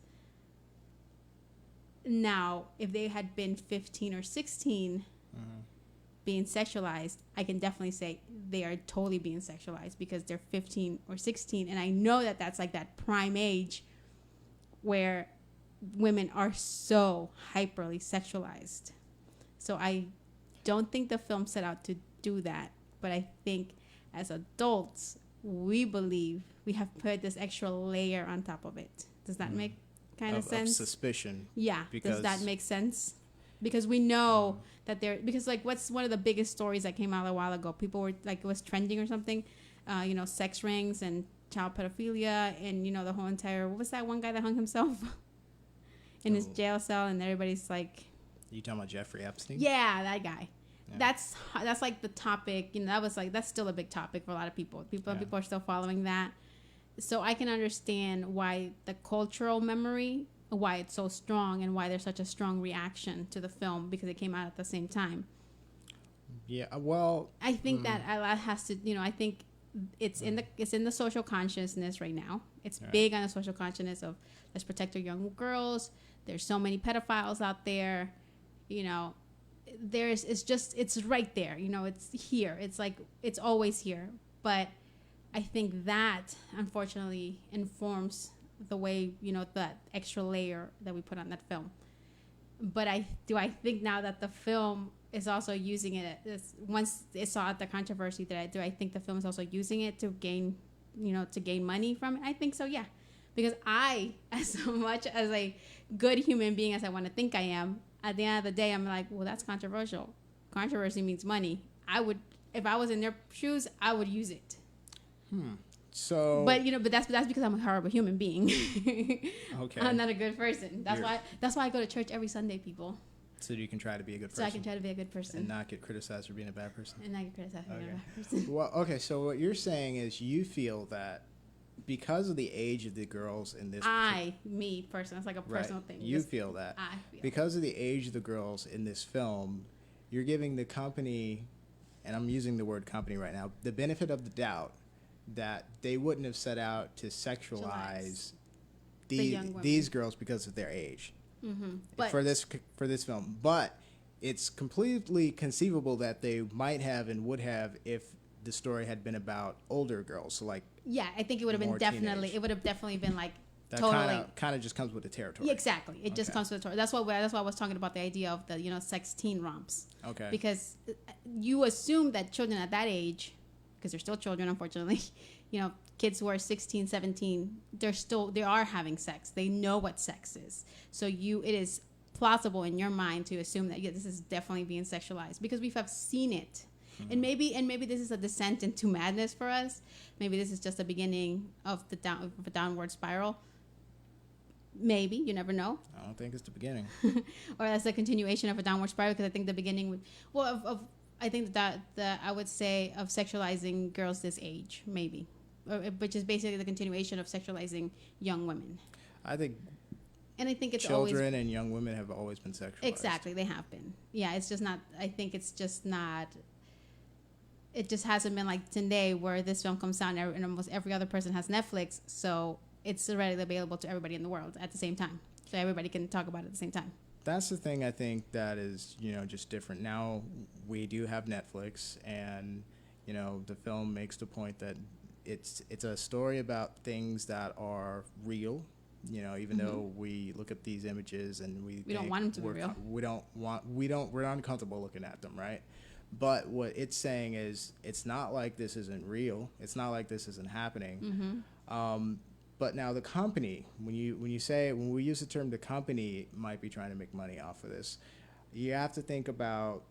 I haven't actually checked, but I imagine there's two basic parties in this. There's usually more, but there's the company that makes the film, and then the distributor who either buys the film or just distributes the film. And in that case, it would be Netflix. Yeah. Okay. I in the beginning was saying like I don't think Netflix would do something to the effect of try to make money off of young women's sexuality or young girls. Girls. I keep saying young women, but because I consider them like almost young women. I don't know why. In the case of this movie with the ages that's at play here, definitely I don't think that they're children. Well, first of all, I don't think that basically like their mission, like their company. I think there wasn't a memo that went out, let's sexualize these 11-year-old girls. I don't think that's in their company's character. Like, I don't think that they want to do that, and I don't think that it's worth it for them at all. No, I don't think so either. Like, the downsides for them far outweigh the upsides. Yes, like, why would they even take a chance on that? At the same time, they did acquire this fucking movie. They do have eyeballs, and I do wonder how... It got through? How did it get through? How did the cut with 30-second shots of butts get through? And that's not even the only. It's not even like there's just one. It's not even. It's not even like there's just one bad or one uncomfortable shot. It's half the fucking movie. Half the movie is uncomfortable to watch. And, you know. And like I said, it's uncomfortable to you. To me, visually. I was not uncomfortable. I was just like, they're dancing. They're dancing and they're dancing. At first, it wasn't so sexually explicit. It was obviously them gyrating, which a lot of young girls do. A lot of young girls have always done that.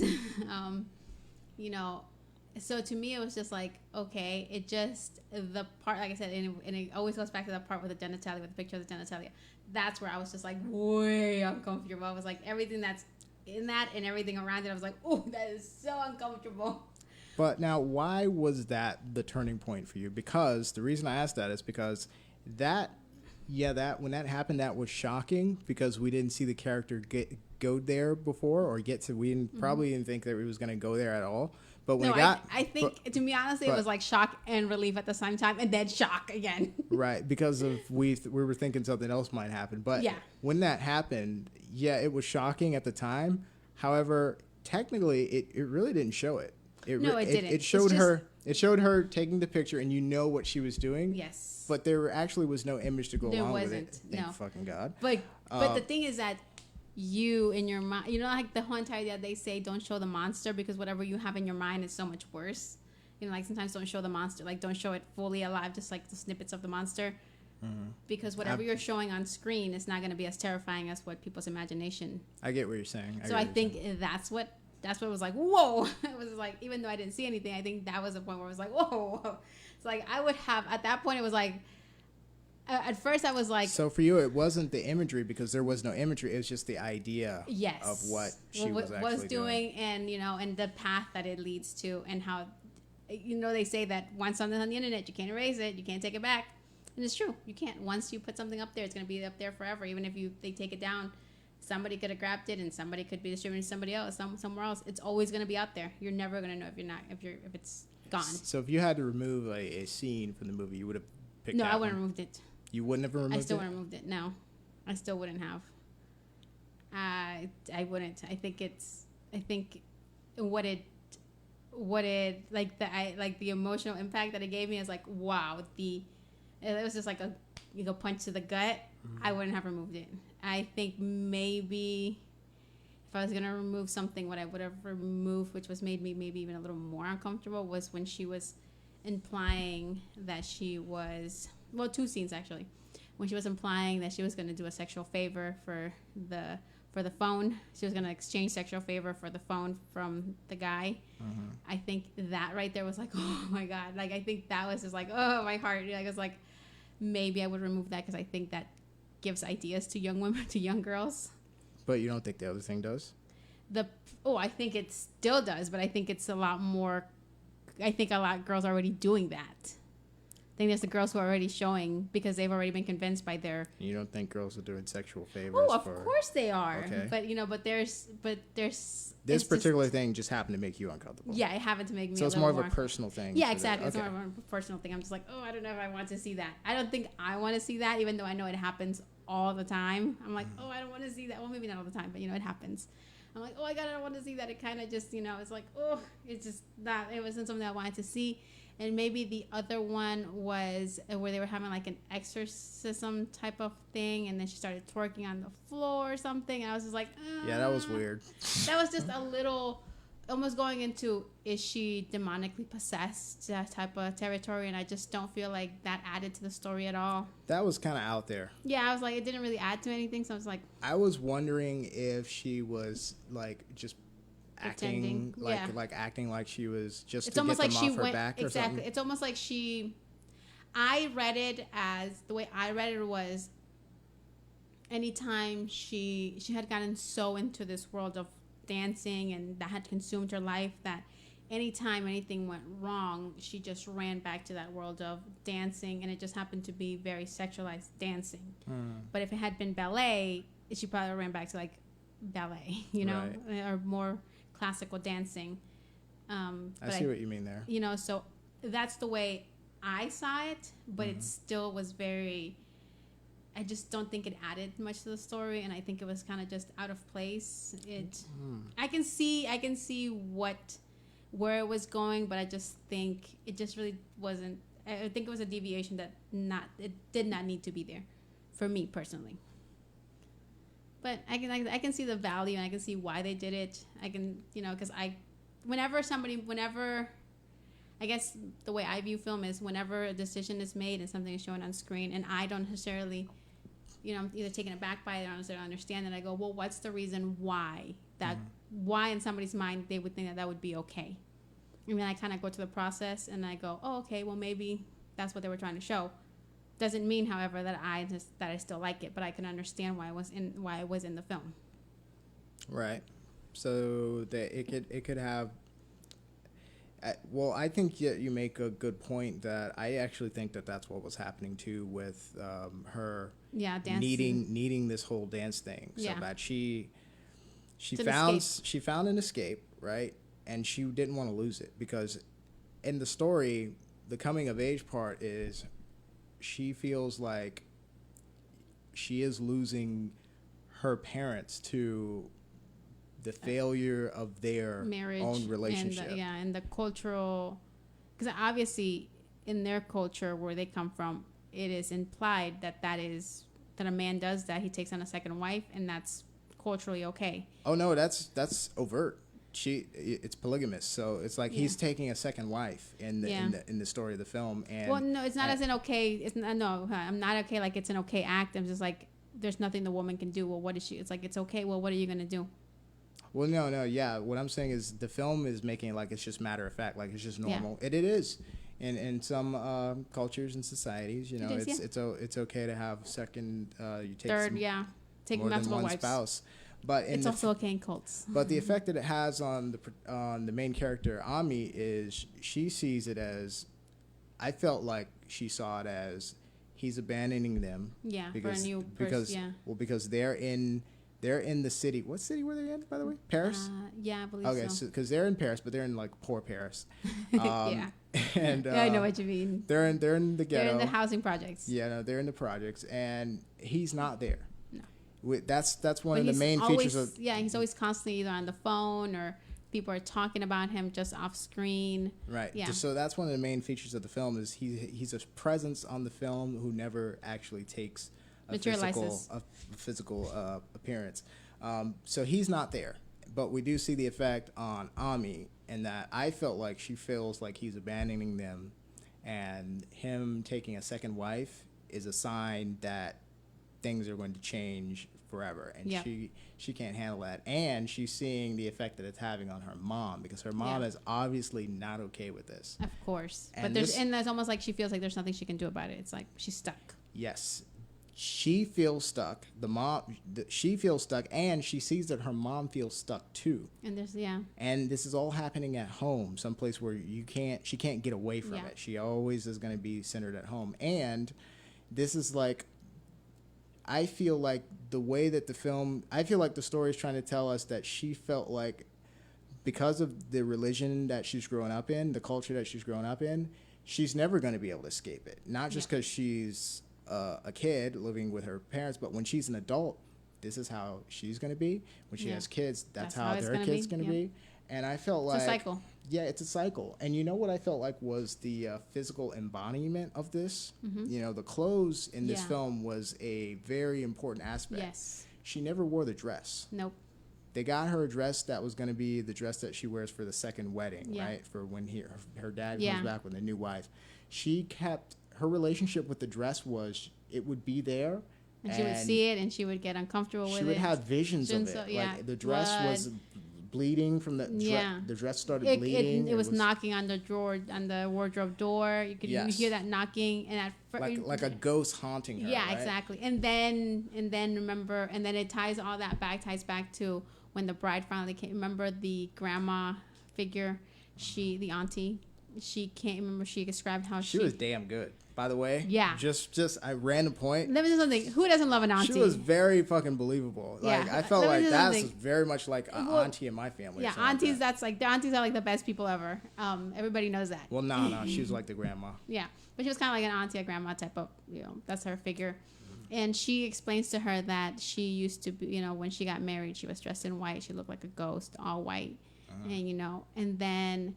Oh, I didn't hear it. She said she looked like a ghost. She said those words. Well, she didn't. Well, no, she just said that she was dressed all in white. That would have made sense. But it's almost like, and like it kind of ties back, right. Like the whole entire idea the father's not there. He's like a ghostly presence. Yeah. The dress would also knock. It's like there's also that.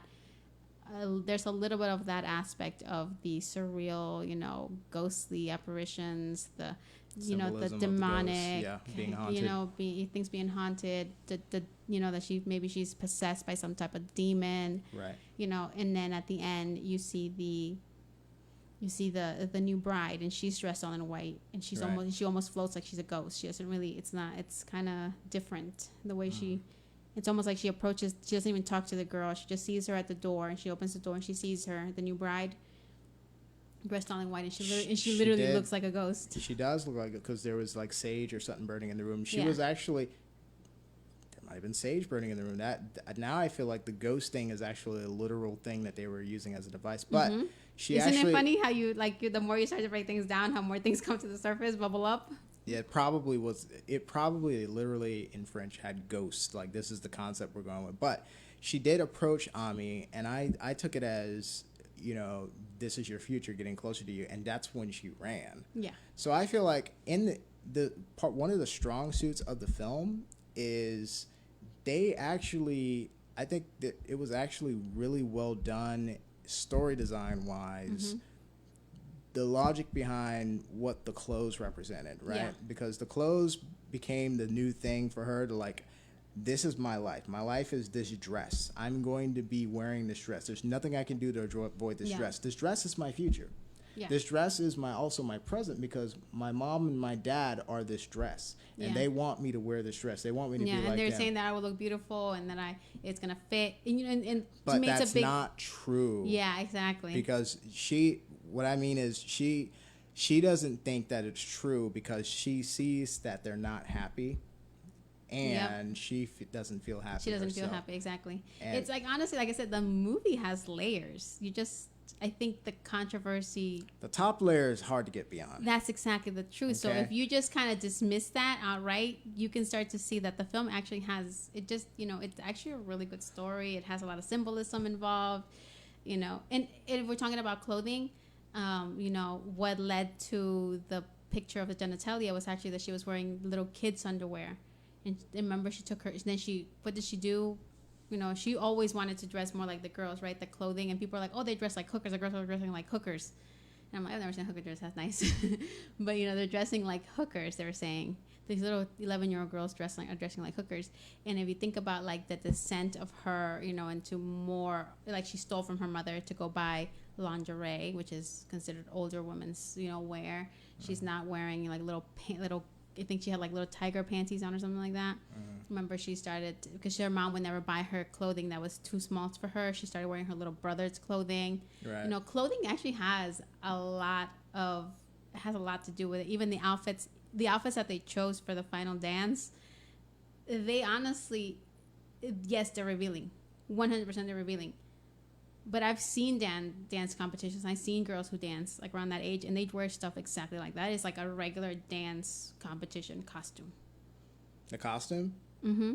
Like what about the dance routines themselves? The dance routines are obviously not what young girls are dancing. They're more, you know, it's a lot of hip hop inspired, especially if you're gonna dress like that. It's a lot of hip hop inspired moves, and you know, but it's not sexualized like that. They basically took the idea of these young girls who usually do dance here, and you know, yes, they dance a certain way, but it kind of just went way, you know, they kind of said, let's make it a little too sexual for their age, because there's women who would probably, they wouldn't dress obviously in that dance competition, but who are in videos who are wearing just as revealing clothing, if not more revealing.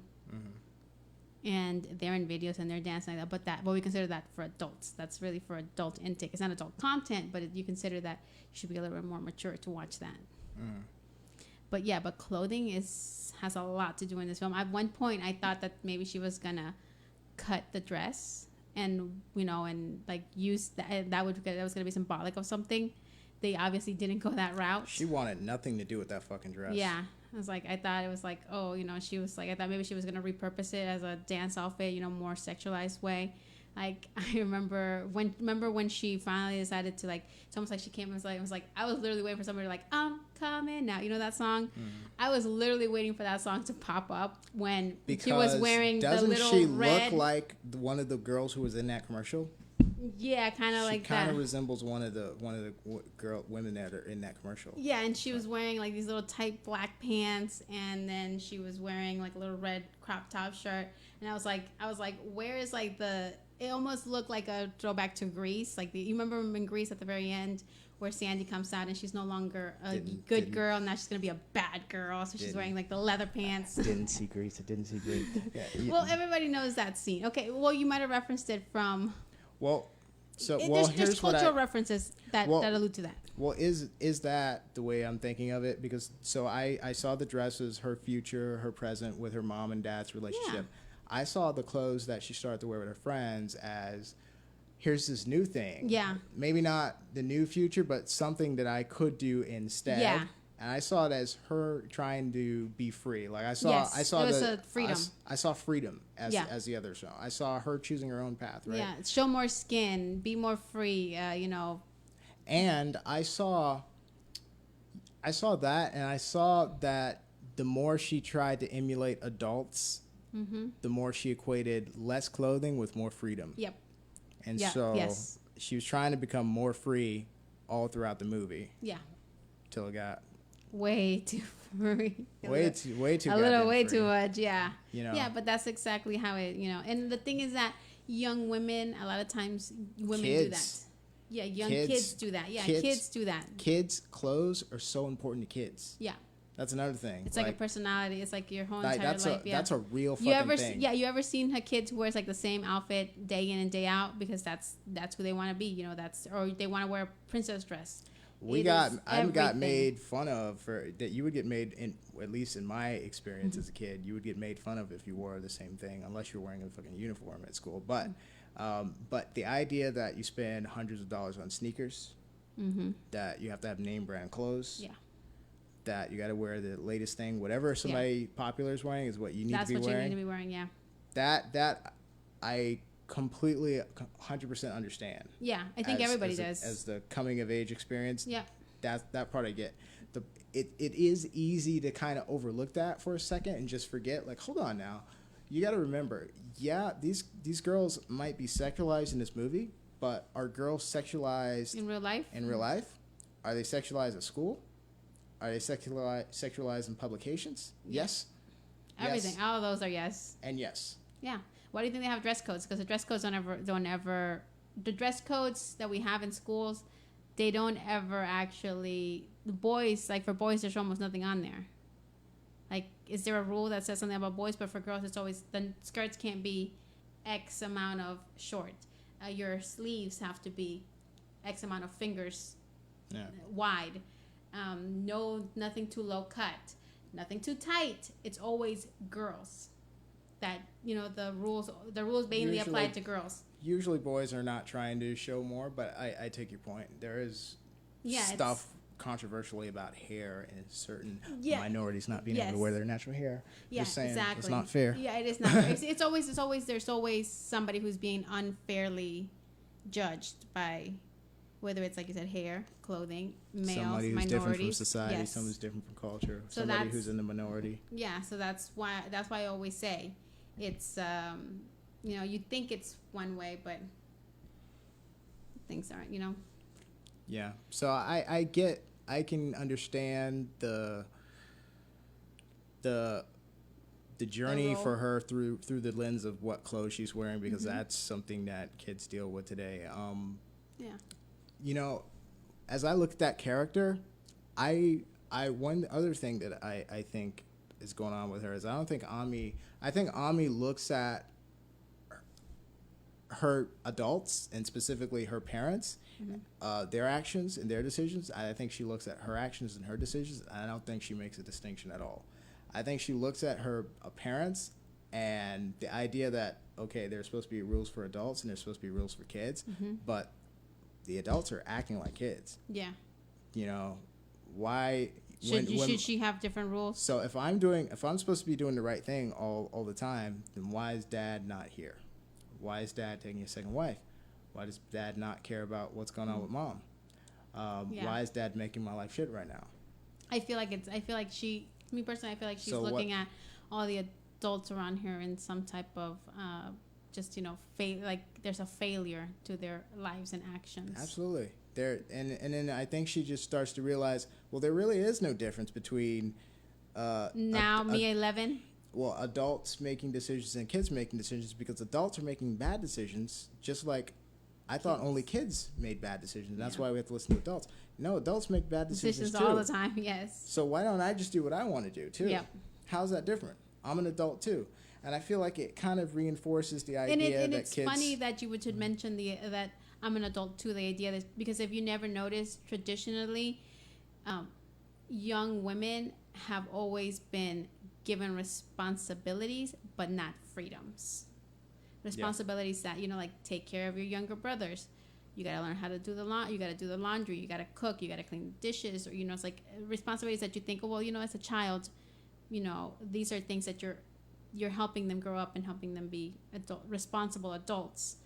But young girls always have earlier curfews. You can't go out in this type of group. You can't see this. You're too young for it's always you're too young for this, you're too young for that. So there's so the fact that you said, a lot of times I know for a fact that when I was younger, I felt like, and that was for personal reasons. My mother had, unfortunately, when my younger sister was born, she unfortunately had postpartum depression. So a lot of the household responsibilities fell on me, and I was like in the 7th grade, and it was me taking care of me, making sure things got done, and making sure that there was, some semblance of normalcy in my house for like a good little minute, basically.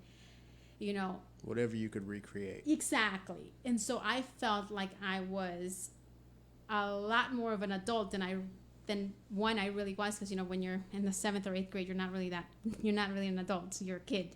Right. But I had adult responsibilities when I got home after school. By no fault of my parents. I mean, postpartum depression happens. It's something that women deal with all the time, and it takes a long time to get out of it sometimes.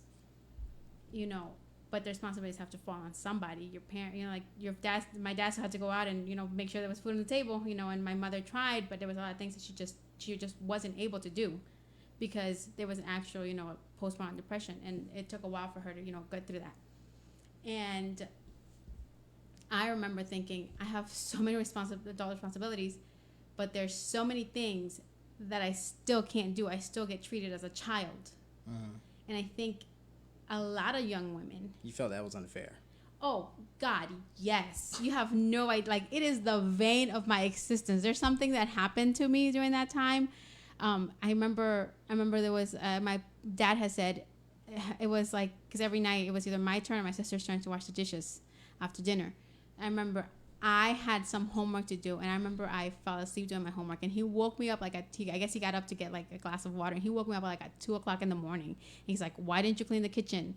And I was like, "I fell asleep." And he's like, "I told you had to do the dishes. Like you had to, it had to be done." And I remember he made me get up, do the dishes, and then he said to me, "And you're not gonna watch TV for like a month because of what I did." And I was like, "Okay." I was like, "Unfair." Okay, because life is unfair. Everybody thinks life is unfair when you're a kid. You always think you're like, life is unfair, but it was unfair in my mind. I was like, the punishment exceeded the crime.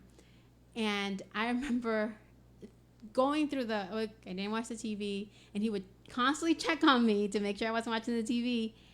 And then I remember my little sister, who was younger than me, getting in trouble.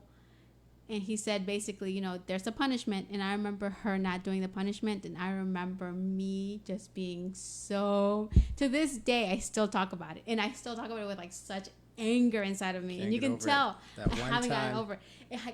I'll never. You got punished, she didn't. No, and the thing is that she did get punished. But it wasn't nearly as bad. Not even as that. It was just like she said, "You're not allowed to do this, blah, blah, blah." And then the next day she was doing it. My dad saw her, and it was like, he just forgot about it or something. Double standard. It was, and now I understand why it happened.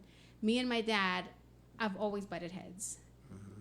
To this day, we butt heads. We just don't see eye to eye on almost anything. My sister and him have a very similar character, so they just get along better. Mm-hmm. So it was easier for him to let that go.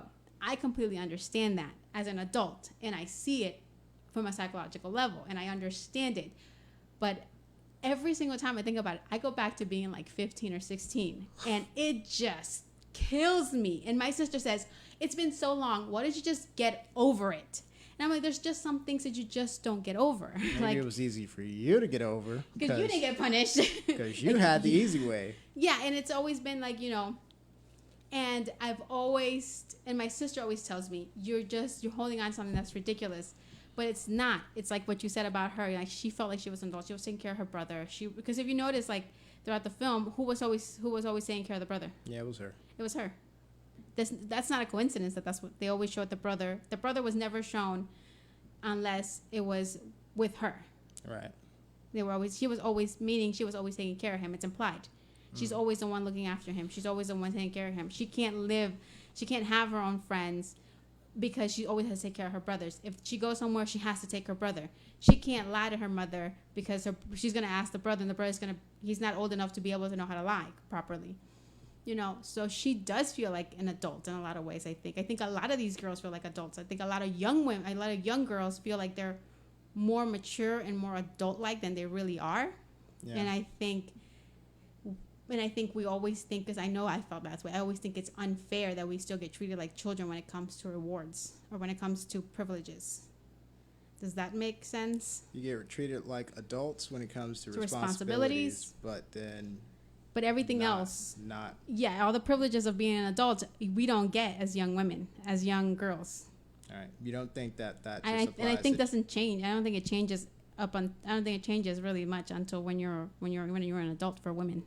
So you don't think that is regardless of gender, like just children in general? I don't know. Tell me, how did you feel that way?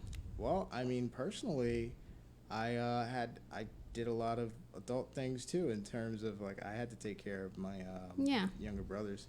Like I remember when I lived with my grandma, and it was me, and I had 3 brothers, and I wasn't the oldest. But you were still carrying some of the load. I was the most responsible by far. Yeah. She would take us to, remember when Blockbuster was a thing? Oh, I remember Blockbuster was a thing. It was the best day on a Friday night. What you talking about? Look, every now and then we would go to Blockbuster and she would get a movie and we had to rent a game.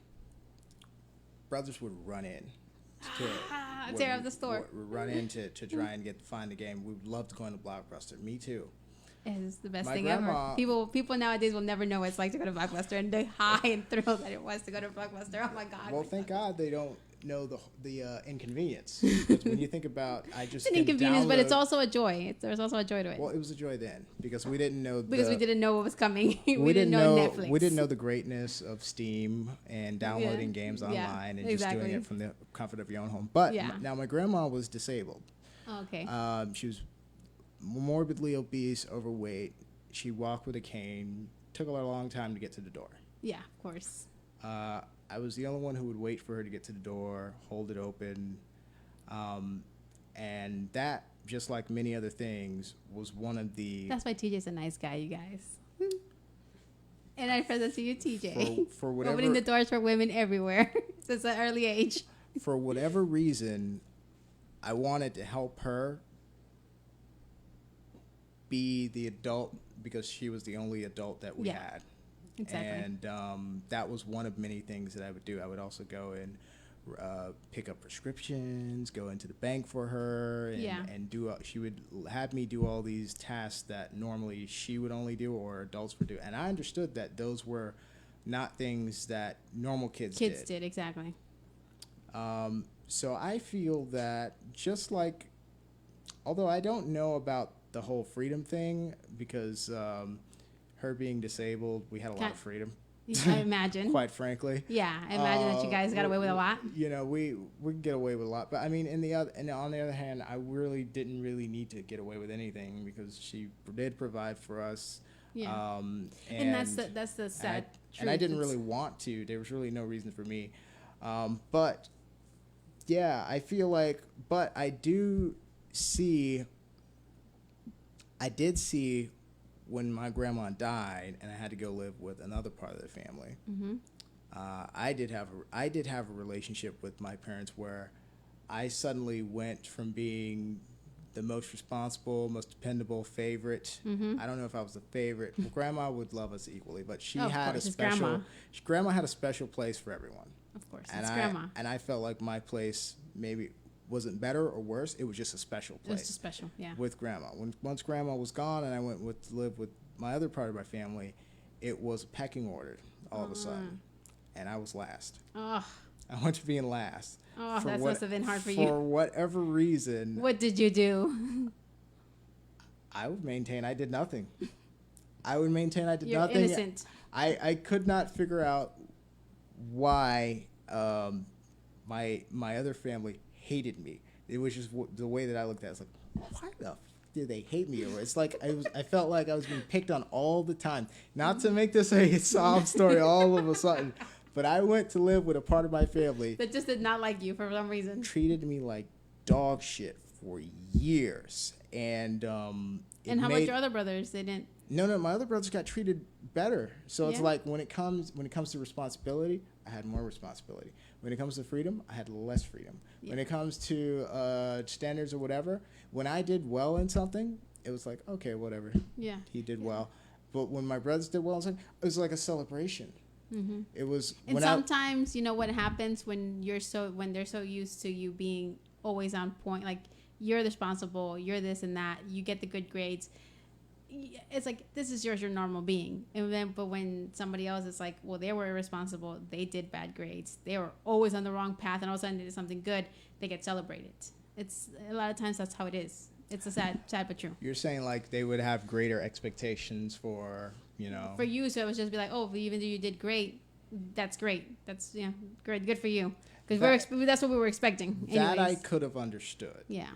If it were actually the case, I think that they would have said, we really expect you to do well. Mm-hmm. You are academically gifted or whatever, so on and so forth. You can talk and communicate with kids, mm-hmm. and you could certainly talk and communicate with me at a level that was just I could understand basically anything. So you're more mature, yeah. But that's not the way that it was. That's not the way down. It went down. That's like the fantasy of it. From my perspective at the time, it just felt like, why was I born with this dark cloud over me? And why does everyone see Hate it you. and see it and hate me, and then it's like, so it's all unfair. That makes me laugh. It's just the way you're describing and it. then my brother, and then I was thinking like my brothers know too. It's like, and it's like the weirdest thing about it is everyone knows that it's not right or unfair or that this is out of balance, and yet everyone is fine with it as long as it's not happening to them. That's the way life is. But the weirdest thing is that it's like just understanding like this is BS and them knowing this is BS, but no one being willing and able to acknowledge anything, right? Yep. I should have been one of those kids who like just acted out and just did all Rebelled. kinds of shit because of that. I had more reason than anybody. Let me tell you, that's the same way I feel a lot of times. I'm like, I did, and like my parents asked for certain things, and when I was the oldest, so I get that they expected a lot more from me than my sisters, because that's usually how, psychology-wise, that's usually how it happens. You expect more from your oldest, you expect them to be more responsible, and they usually are because of the pecking order, like you said, of where you are in life, what number you're born into, and your personal responsibilities and the way you were raised and nurtured. And that is like a whole entire can of worms that we do not need to go into, because that is way too deep to get into like a podcast like this. Yeah, it'd be like a 9-hour podcast. Yeah, it is, but it honestly is very interesting. I've read up on it, the psychology of like, you know, the birth order, and you know, the psychology of being an older child as opposed to like a middle child, and what happens when that is balanced or unbalanced. And you know, it's like, and there's certain outcomes throughout history, and they've done millions of hours of research. So, you know, you understand. And I said, I always felt that like everything my parents asked me to do, I did it. But yet I should have, looking at it now, I feel like I should have rebelled more. I should have had, instead of always doing as I was told, or instead of always being quote unquote a good girl, because women always get told to be a good girl. That's another layer on top of everything else. And, you know, I should have. And to this day, I find myself, as I told somebody the other day, to this day, I find myself not wanting to disappoint my parents in a lot of ways, even though I don't live with them. I love my parents, but I am just not the kind of person. Like, have you ever seen me reach out to you? No, I'm just not that kind of person that reaches out to people like that. Today I was supposed to go see them. I'm probably going to leave here and go see them. You like it when people come to you or need you for something. You feel more comfortable in that position. Yes, I do feel more comfortable in that position, one. But I'm just not but I feel, the thing is that I feel so comfortable being alone. Like, I just, like, that is like my happy, comfortable place. I just feel like, oh, you know, I could literally be in a room all day long by myself and have no human interaction and feel completely happy with that. But I understand that your loved ones or people who you care about, people who care about you, sometimes need you to reach out to them. And I've always told people, that's just never going to be me. You are more than welcome to call me. And I will, when I am good and ready, I will answer you back. I won't, like, literally, I will not answer you back right away. A lot of times I see who's calling, I'm like, put the phone down. But like 2 months later, so Rachel, I heard you had a breakdown on your car. Everything okay? not like that, but you know, I kind of gotta, like, when I'm by myself and I'm just doing my own thing, I'm like, okay, I gotta get through this little 10-20 minute thing, call you back, and then we'll talk. And there's nothing wrong with that for me. And I've told people, like, don't expect me to answer the phone. Don't expect me to pick up the phone and call you, because that's not going to be. But it does not mean that you cannot call me at any time, even if it's at 3 o'clock in the morning to bury the body of your ex-boyfriend, because I will be there. Because you know I'll be awake. Like, leave me a message. We'll get it done. You know. But like I said, but don't expect me to call you. But I will bury a body with you if that ever need be the situation for any reason. I won't ask any questions. I will just say, how deep does the hole need to be? That's the kind of person I am. But I'm just not going to be the kind of person that's going to reach out to you, call you, be like, hey, how you doing? That's just not me. I've never done it to you. Have I ever? No. I'm not going to, because it's always me reaching out to you for something. But exactly, because I'm just not that kind of person. I enjoy my alone time and my freedom so much that I don't think about it. And I've often asked people, like, do you want me to call you? Like, do you want me to, like, reach out to you? Like, the most I'll do is if you post something on Facebook, that's a cute picture. That is enough for me. But do you ask him in a way to try to discourage them from No, I don't. Like to make them think it's a bad idea? Like, oh, really? Do you want me to reach out to you every day? No, I don't. Or you're genuinely asking? Yeah, I'm genuinely asking. I would you if somebody said, yeah, reach out to me every week or so? I would not have a problem with that. I would. I'm just kidding, but I'm the same way in a lot of ways. In that I like to keep people at a certain distance so that they're not expecting too much from you, but like a minimum to where we're still associated or in contact and friends, because I enjoy my alone time too. Yeah, and it's difficult for people to not feel like it's their, like, oh, you must not want to spend time with me. And I was like, no, it's just that I love spending time with myself so much that that I use the same terminology and everything. Yeah. And it's difficult, and like people are always asking me, and like it's so funny, but like I can see a lot of correlations. It's just relationship wise, like with just like friendships, even like amorous relationships. It's very difficult to make somebody understand that just because you're not with them 24/7 does not mean you don't care about them. In fact, it probably means I care about you more than anything. I love using reverse psychology on people. Yeah. But, I understand. Yeah, and it's funny, like, because even in the film, like in the film, the little girl equates her father not being there with, I think it's a lot of ways, like him messing up, him not loving her. When we find our parents not present, that's how we feel. Mm-hmm. Especially when we're younger. As we get older, I think we begin to understand there's the pressures of putting food on the table, going to work, maybe hating your job, and still have to doing overtime even though you hate your job, because this is what's going to get, this is going to put food on the table, this is what's going to put clothing on your back, this is why you have a roof, why you live somewhere. Or or you realize that, hey, my parents were a bunch of douchebags and they didn't really do much for me, but at least they fed me, and now I'm a grown adult and I don't ever have to deal with them. Like, I have no excuses to leave my parents, because they've been great as far as like, as I feel, they did more. But obviously, you can tell that Amy, she did not.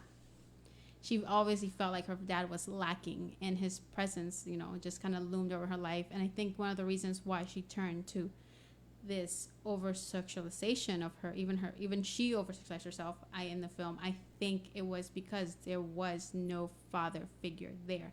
Even though his presence looms over the film and over their lives, not in a good way. He was never there in a positive way for her. And I think a lot of times when women, are out there putting themselves out there sexually more, especially young girls and young women, I think it's because you could have a great father who puts food on the table, a great father who's going to, pay for your whole entire education. But if he's not there emotionally for you, I think that's where young girls like that are prime victims for sexualization by society, by older men. And and they themselves put themselves in that situation, so that they can get the that emotional love, the emotional connection. Because women, because as much as the world might want to let you guys know this, as the truth is that women consider sex an emotional. It's like it's an emotional thing. Hold on, I just realized, like, you keep separating me. You guys. No, as in the viewers. The viewers. The viewers. It's like as in the whole entire world. As much as everybody in the world wants to make believe that for women, sex is just a pleasure. It's just like, oh, it's pleasure, because it is. Sex should be pleasurable. Sex is pleasurable. Let's be honest. Just for women, there's also an emotional attachment that forms, and that is just biological. That is something scientifically proven. That is in there. You cannot disconnect that. An emotional attachment that forms through sex. Yeah, it's almost like for men too. Then. Well, and for men, yes, and but for men, it's so much easier to disattach from that. For men, it can become even though I guess you're right. Like, men have their favorite strippers, I guess, or something like that. I guess, or their favorite prostitutes, I guess you could say. I guess it would go to the same prostitute again, because like I've heard of men doing that, especially like in European countries. Going back to the European country thing, I've heard of men in Europe doing that. Like, yeah, there was a sex worker that they would go to, 2-3 times a year or whatever, and it was always the same sex worker because they perform that comfortable attachment to. Women, it's almost like once you have a emotional attachment with a man, the sex is just like an extra part of that. Where that's why that's why where all these just like all these where people are like, oh, well, women, they can have sex with any man that they meet, any man they want to get sexual gratification out of it. Yes, but it's not as good as when you actually have already a formed relationship and an emotional connection with said person. I agree, but I think that's the same for men as well. Well, I'm pretty Although sure. I do agree that, I think that because of the way most cultures are, Mm-hmm. men do take on a role that does afford them a bit more options in that. Yeah. Men are usually the and in animal kingdom too. Men are the ones who go from place to place to place. Yeah. Spreading their seed. Yeah, all and it around. has to do with obviously with biology. As humans, though, because it's a completely different thing when you're a human male. I don't think that the emotional attachment that women are looking for is different from when men look for emotional attachment, whenever that is, because not all men are looking for that at the same time, just like not all women are looking for it.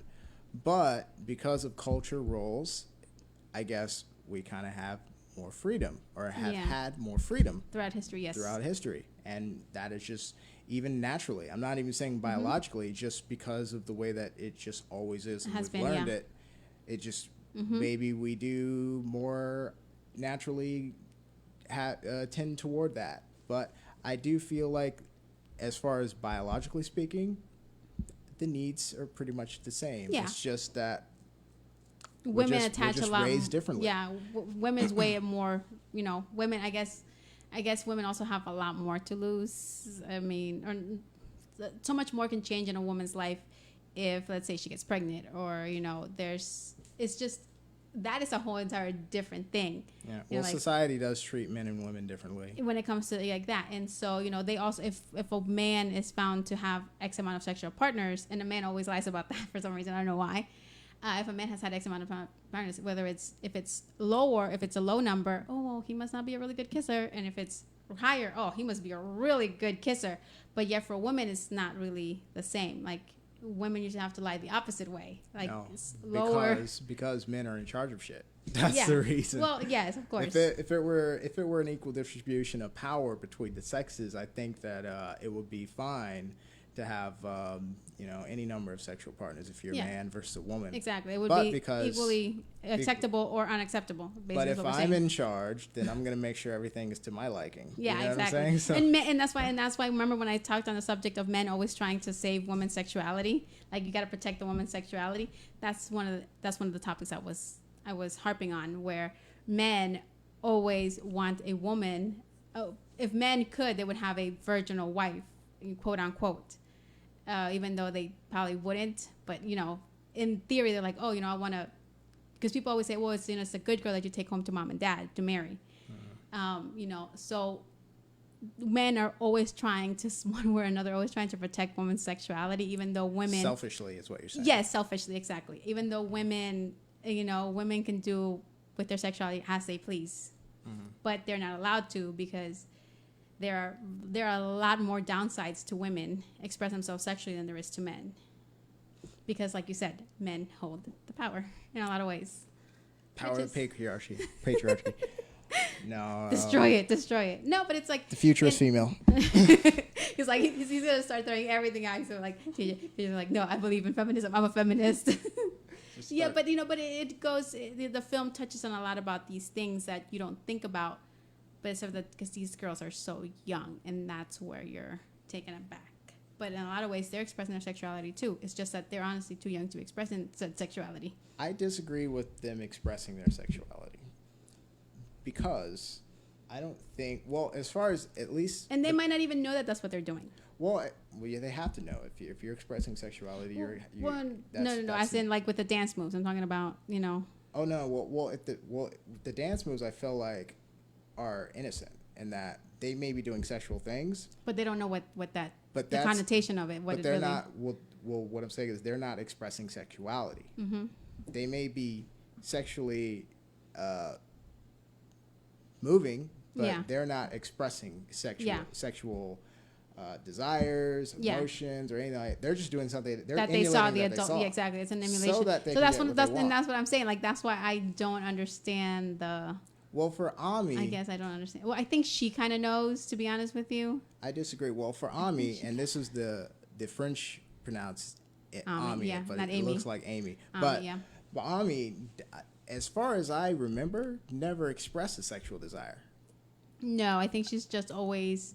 Just like the kids were just dancing in order to get what they want. Yeah. I felt like, well, but they obviously have some idea of, because when they went to the little tag, I think it was like the laser tag place, and they caught them.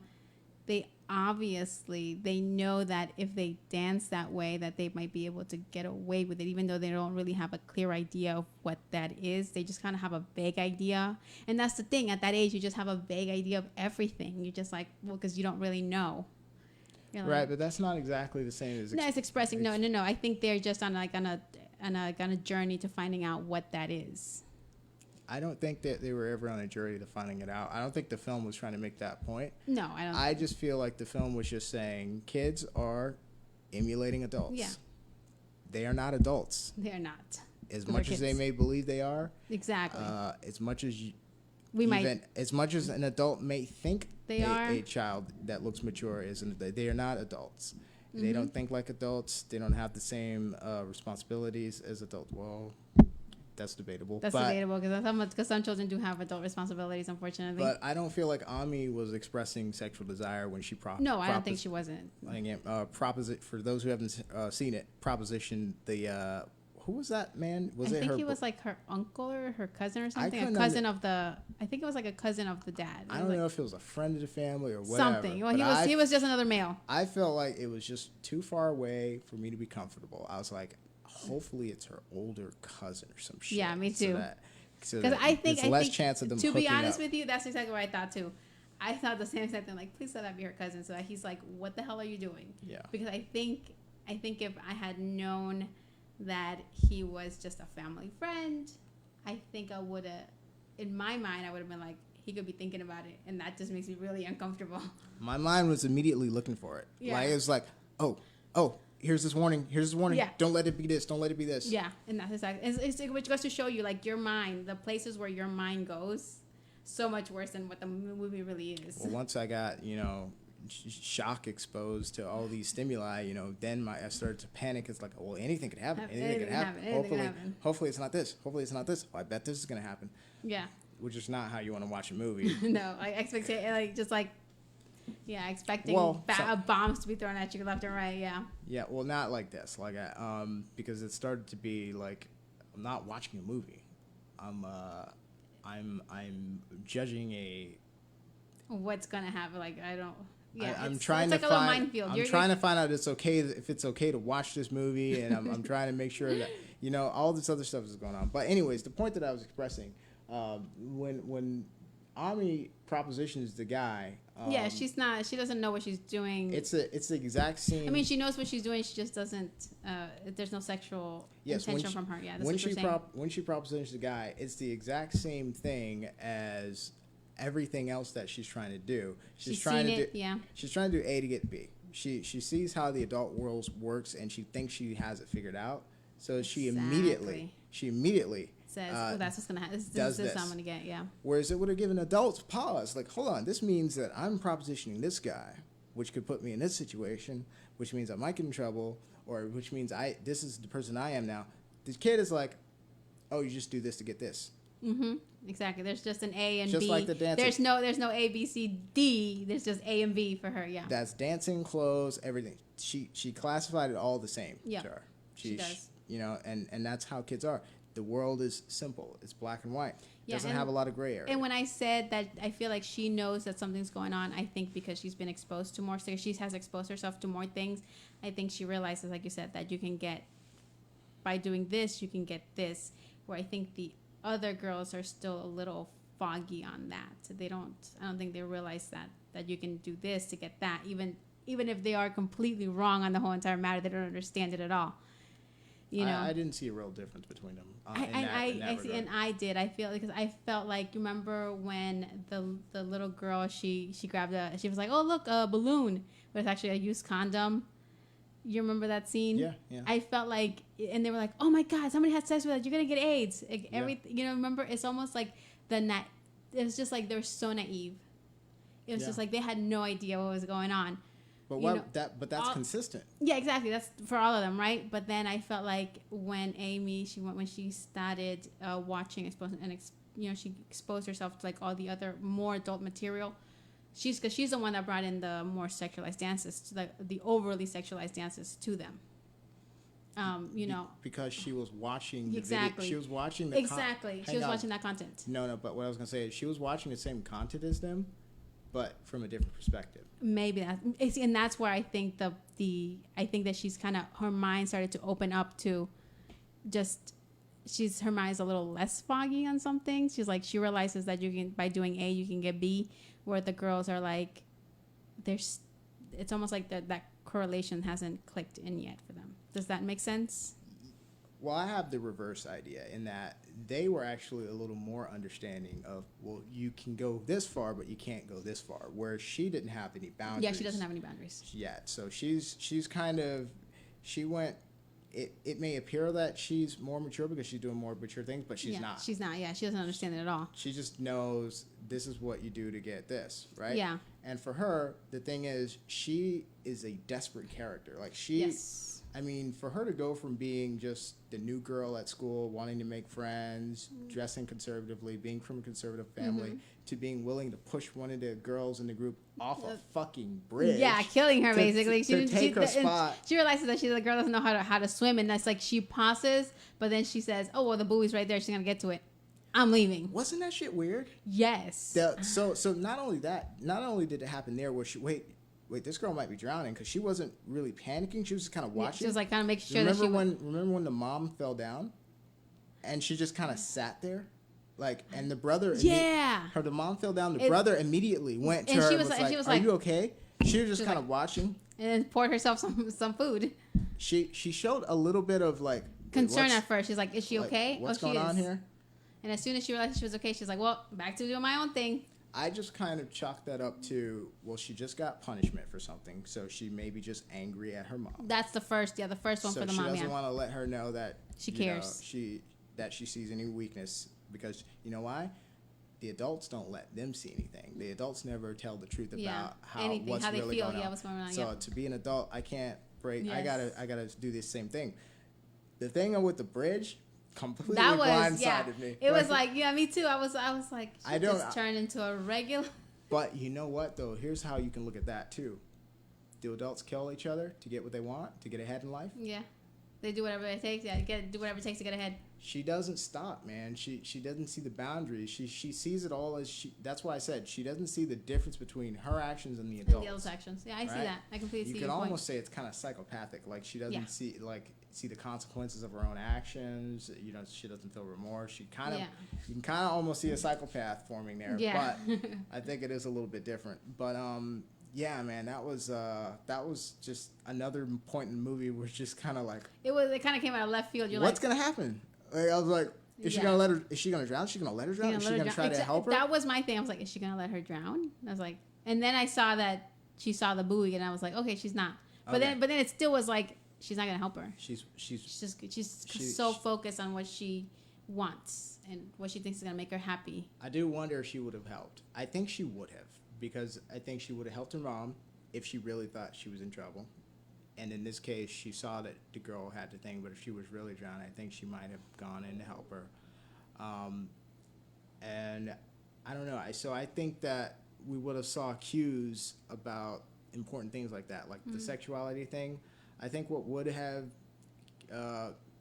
made it a different thing is if they had showed her like masturbating or something. That would have been an expression of sexuality. Yeah, well, of course, yeah. But for her, I feel like the journey was about the same thing.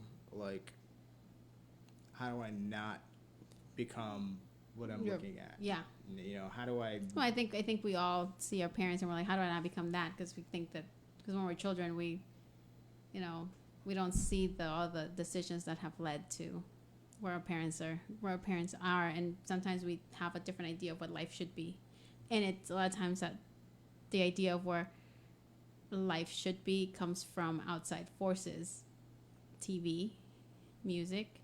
You know, I remember hearing somebody speak on this, and they were like, you know, when I was young, I always felt like everybody lived the same way I did. Everybody had everything that I had in my house was the same thing that every other kid in my neighborhood had. And it wasn't until you get to like a certain age that you realize that that's not true, that not everybody lives the same life you do.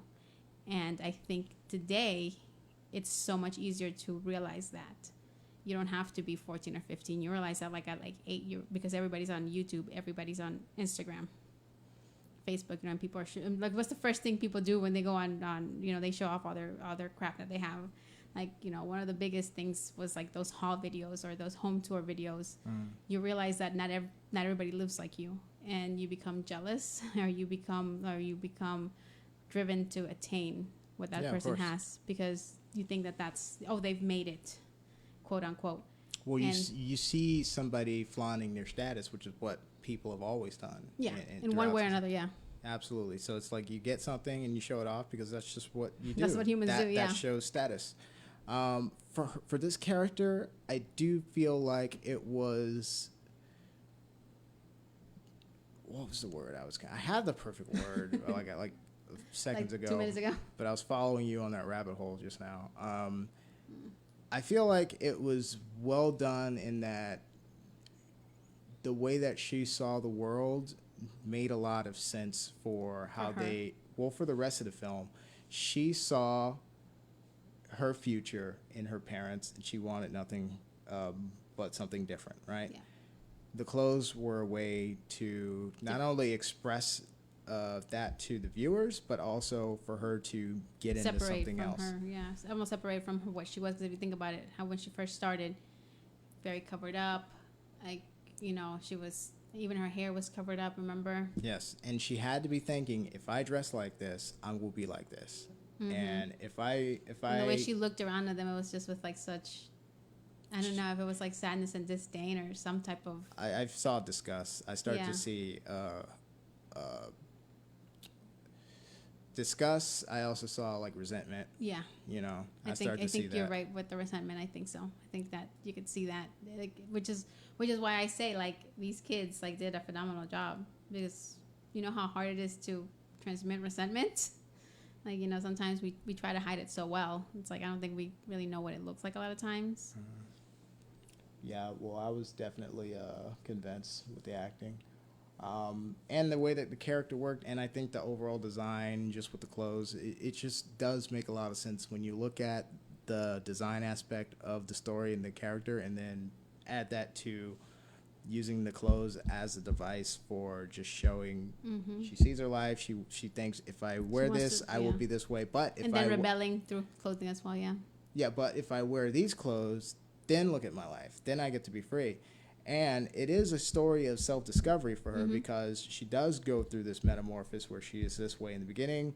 She starts to act out and explore and branch out in all this way. By the end, the clothes that she wears are her own clothes. Yeah. So it went all the way full circle. But these clothes are not the ones that she wore. She was wearing clothes that somebody else gave her in the beginning, but this was an outfit that she put together by herself, and it wasn't revealing. It wasn't provocative. It looked like a little kid, like a child. It was very plain. So it's almost like my life got so messed up on this chalkboard. Mm-hmm. Suddenly she just wiped it clean and started again. Started anew.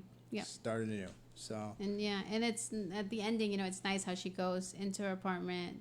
You know, she changes, like you said. She goes downstairs where like everybody is, you know, celebrating, and she bypasses that basically. She's an outsider looking in. And she goes outside and she just does childlike things, you know, things that children do. Yeah, and I guess it was expressing that she was happy, the jumping up and down, leaping for joy. I guess you're right. She did look happy. I didn't make that correlation of the leaping for joy, but yeah. But and that part of it is pretty beautiful, I think, in that design. Still uncomfortable, but with the rest of the fucking film. But so. By the end here, Um, Yeah, I completely. I mean, like I said, and I see why people would be uncomfortable. I completely, like the camera is almost like leering, at these little girls. I completely see why, like just the idea of it wants to make you uncomfortable. I wasn't uncomfortable because I'm a monster, like I said. I'm just like, oh, well. Like, I don't know if it wanted to make us uncomfortable or not. That's it. I think it did. I almost think it did because I think what else explanation is different? Like you said, the long shots. But what about just this is the way it is, and that's it's just telling the truth. That's not that you don't have. But even then, if you're telling the truth, I mean, sometimes the truth is uncomfortable. Okay, but just telling the truth doesn't mean that you want to make someone uncomfortable. It's just you have to tell the truth in order to make a point.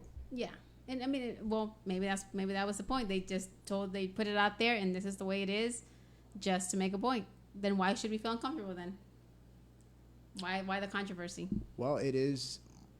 Well, that's a different thing. Well, just because it's different cultures, really. But I think the point that the film was trying to make is only controversial in certain contexts. Yeah, I think so too. And I think in our country that we just don't like to talk about certain things. Yeah, and we don't like to be exposed to certain things in front of other people at certain times. Yeah, you know what I mean. But in other countries, it's not exactly the same way. So I think we're the only country that kind of.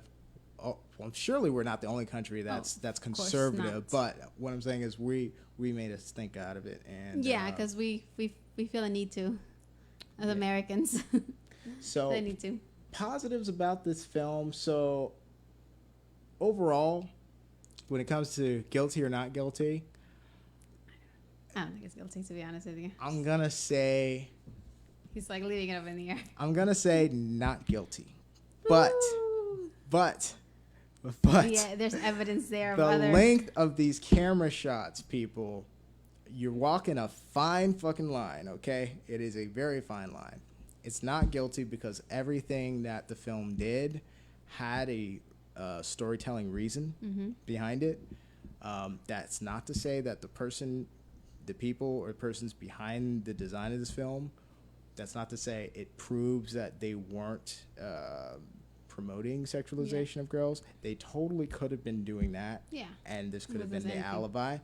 But I don't have any reason to say that other than people outside the film criticizing it a certain way. Yep. And that comes from a certain point of view. That's not objectivity. That's subjectivity. So, positives about this film. I did love the dramatic character development of Ani. I did. From the very beginning, I mean, she went from the shy immigrant girl at school wanting to make friends to desperate cutthroat. Yeah, I like that. Shoving a girl off the fucking bridge. That is my favorite.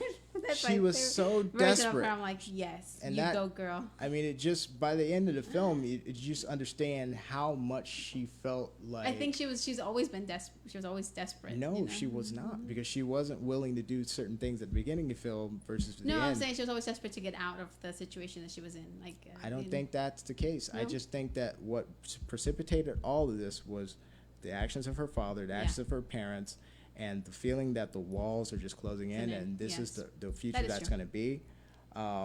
And she just needed to get out of that. It was so important to her. Yeah. All the things that she did tells you it was so important to her. But not to be accepted, not to win a contest, not to do all this stuff, just to change her life and decide for herself what she wants to be, something other than what people are telling her that she has to be. At the end of the day, when you explain the film like that, it makes a whole lot of sense. Yeah. That's a coming of age story. I get it. But when you fucking shoot the film the way they shot it, the message gets a little bit lost. Yeah, muddle. It's like. So I can understand. But I can understand the side that says, why? I get, even if you grant, okay, this is the story that you're telling and this is true in the real life, the length of the shots alone makes a very fucking strong argument that this movie is trying to sexualize girls. But that by itself. And me, I'm sitting here. No, it's not. Don't worry about it. I just because I'm a mom. It might be because my sensibilities are, my film taste. I've been watching foreign films since I was like 11 or 12 years old. So for me, it's just whatever. It's like I've seen it and I've seen a lot worse. Yeah. So I mean, to me, it doesn't even register. And yeah, that might be the reason. Me too. Like within the first 5 minutes, I was like, all right, well, this is a foreign film. I get where this could go. I didn't think it was going to go where it went, but I had the same kind of reaction. But yeah, it doesn't just, so there's not enough of the whole length of the shots thing and the focus of the imagery is a strong argument that this is sexualizing girls. But by itself, it's not strong enough to outweigh the fact that the film has all these other elements that are in place that are like any other film. Mm-hmm. So, okay, if you want to say... It's not a sexploitation film. It doesn't prove that case, is what I'm saying. So there's not enough evidence to prove the case that this is what the purpose was, to sexualize girls or to sell, or even to sell the film. Like, even to market the film, there's not a case for that either. But what there is a case for, and what you kind of have to be settled on by default, because it's a movie and they satisfied all the requirements of filmmaking, is that this is a coming-of-age story about kids, about stuff about stuff that kids go through. Yeah. All of those statements turned out to be true. Yeah. So I did like the character development of Ami, and what exonerates the film for me is the fact that the movie did not portray the characters, specifically the kid characters, as anything other than what they are, which is kids. Yeah. It didn't say there's a difference between showing a girl who is sexualized versus sexualizing the girl. There's a difference between showing a girl who's dressing a way that she shouldn't versus specifically marketing and saying, doesn't this young girl in these clothes look good? Sexy or look good, yeah. Isn't this the versus this is what the character's doing versus doesn't this look nice? Yeah. Aren't you titillated by this? Yeah. Don't you like this? Isn't this attractive? Doesn't this look nice? There's a difference between doing that, and there's not any evidence that they're doing the bad thing that people are assuming about this thing. I think people just need to, get off their high horse. Like, none of y'all guys are cowboys. Get off that high horse before you fall. So the movie didn't portray the characters as something that they weren't. What they are was insecure children trying to win a contest by acting too adult. That's the group description. Yeah. What was happening with Ami was much more deep. Exactly, that's what I'm saying. Way more deep. Yeah, she's going through like a lot more, and she's using this as like a coping, escape. You could say a bunch of words in there. She's definitely, those girls and her have two different agendas in a way. Yes. So, ultimately, and then the negatives for me are, if you're gonna make this movie, so let's say if I had to make this movie, right? Let's say Netflix comes to me. Like, TJ, reshoot this thing. We got a project. All right, it's called, I don't remember the French word for it. I'm just gonna call it Cuties. Okay, it's got a lot of adult themes and it has kids. Okay, I'm uncomfortable. It has to have these kinds of shots in it. Okay, it has to have these type of shots and this much footage. That's a lot of footage of pre-pubescent girls. But do we need that to tell a story? No. But it creates an order, a effect. So, do I make the film? Yes. But do I make it the way that they did? No. Fuck no. All right? Fuck no. So if I have to have those certain images, they're going to be on the screen for like a second. I would actually cheat. I would have them in magazines and pictures of I would not do what they did. I would get the point across without doing what they did. Yeah. Maybe you're using stills instead of actual. There's no way I would have been anywhere near comfortable shooting anything with kids in that context. Situation. Not the way that they did. Mm. I can understand the adult themes. Mm-hmm. I deal with adult themes. That's fine. Not adult films, adult themes. Things that I'm more weird towards adult sensibilities. Well, there's Disney, and then there's Cinemax, or there is Showtime, That's HBO. probably not a good example to use. Like, there's Cinemax. there's Because there's they're so close to there's grown up TV. HBO. Not sexual, but grown up TV. Like HBO. Like There's Mad Max. There's shows. There's movies with killing in it. There's movies with cursing in it. There's stuff that's supposed to be for adults, and there's stuff that's supposed to be for kids. you know what's so funny? The other like 2 months ago, I was like, you know what? There was something on, I want to say it was like on Prime. They had a couple of seasons of Sex in the City. I was like, oh, I want to go back and watch it. And I remember watching them. I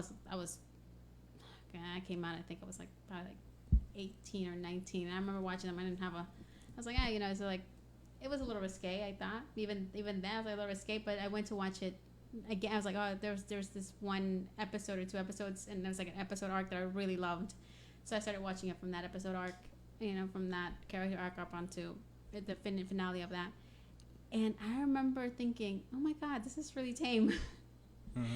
But when you're younger, maybe, I don't know, you don't know. Or maybe it's just that, you've been exposed to so much that nowadays it's like a drop in the bucket. Or you're just naive about how adults view things, or how other people view things in different cultures and stuff. So you don't know. Maybe, I don't know, but it was, I watched Sex in the City and I was like, oh, this is so tame. It's like nothing. And I remember everybody saying, it was just grown women talking openly about, sex and their sex partners. And yeah, there was like a couple of 2. One of them was specifically about the girl, about Samantha giving a blowjob to her then relationship, her partner, and she's trying to convince him to change his diet. And I remember when I was younger, the idea of a blowjob was like, oh my God, that was like, you did not talk about that when I was in school. I remember because, like, obviously, even though, girls talk about stuff, girls say, like, oh, this happened. I'm like, okay, fine. Remember the adult word for blowjob? Fellatio. Oh, okay. Like the actual word. Okay, got it. Okay, got it. I was like, I'm saying it like I'm older. I don't remember. I just know the term. Yeah, the actual, like, basically, word, the scientific word for it, I guess. The sterile term. Yeah, the term that you can touch and not feel dirty about. Yeah. When saying it. But you know what's so funny? A lot of people, like, when people say vagina or penis, a lot of people were like, I know a lot of people who still giggle at, like, oh my God, vagina. Or like penis. Like, they giggle about it. And I'm just like, I don't understand. Like, that is the proper term for the sexual organs. I don't understand the giggles, but it goes to show you in our society how some of us are raised. Grown adults, how they still can't talk about that without them, like, feeling you're dirty and having to laugh about it because, like, oh, it's something you don't talk about in public.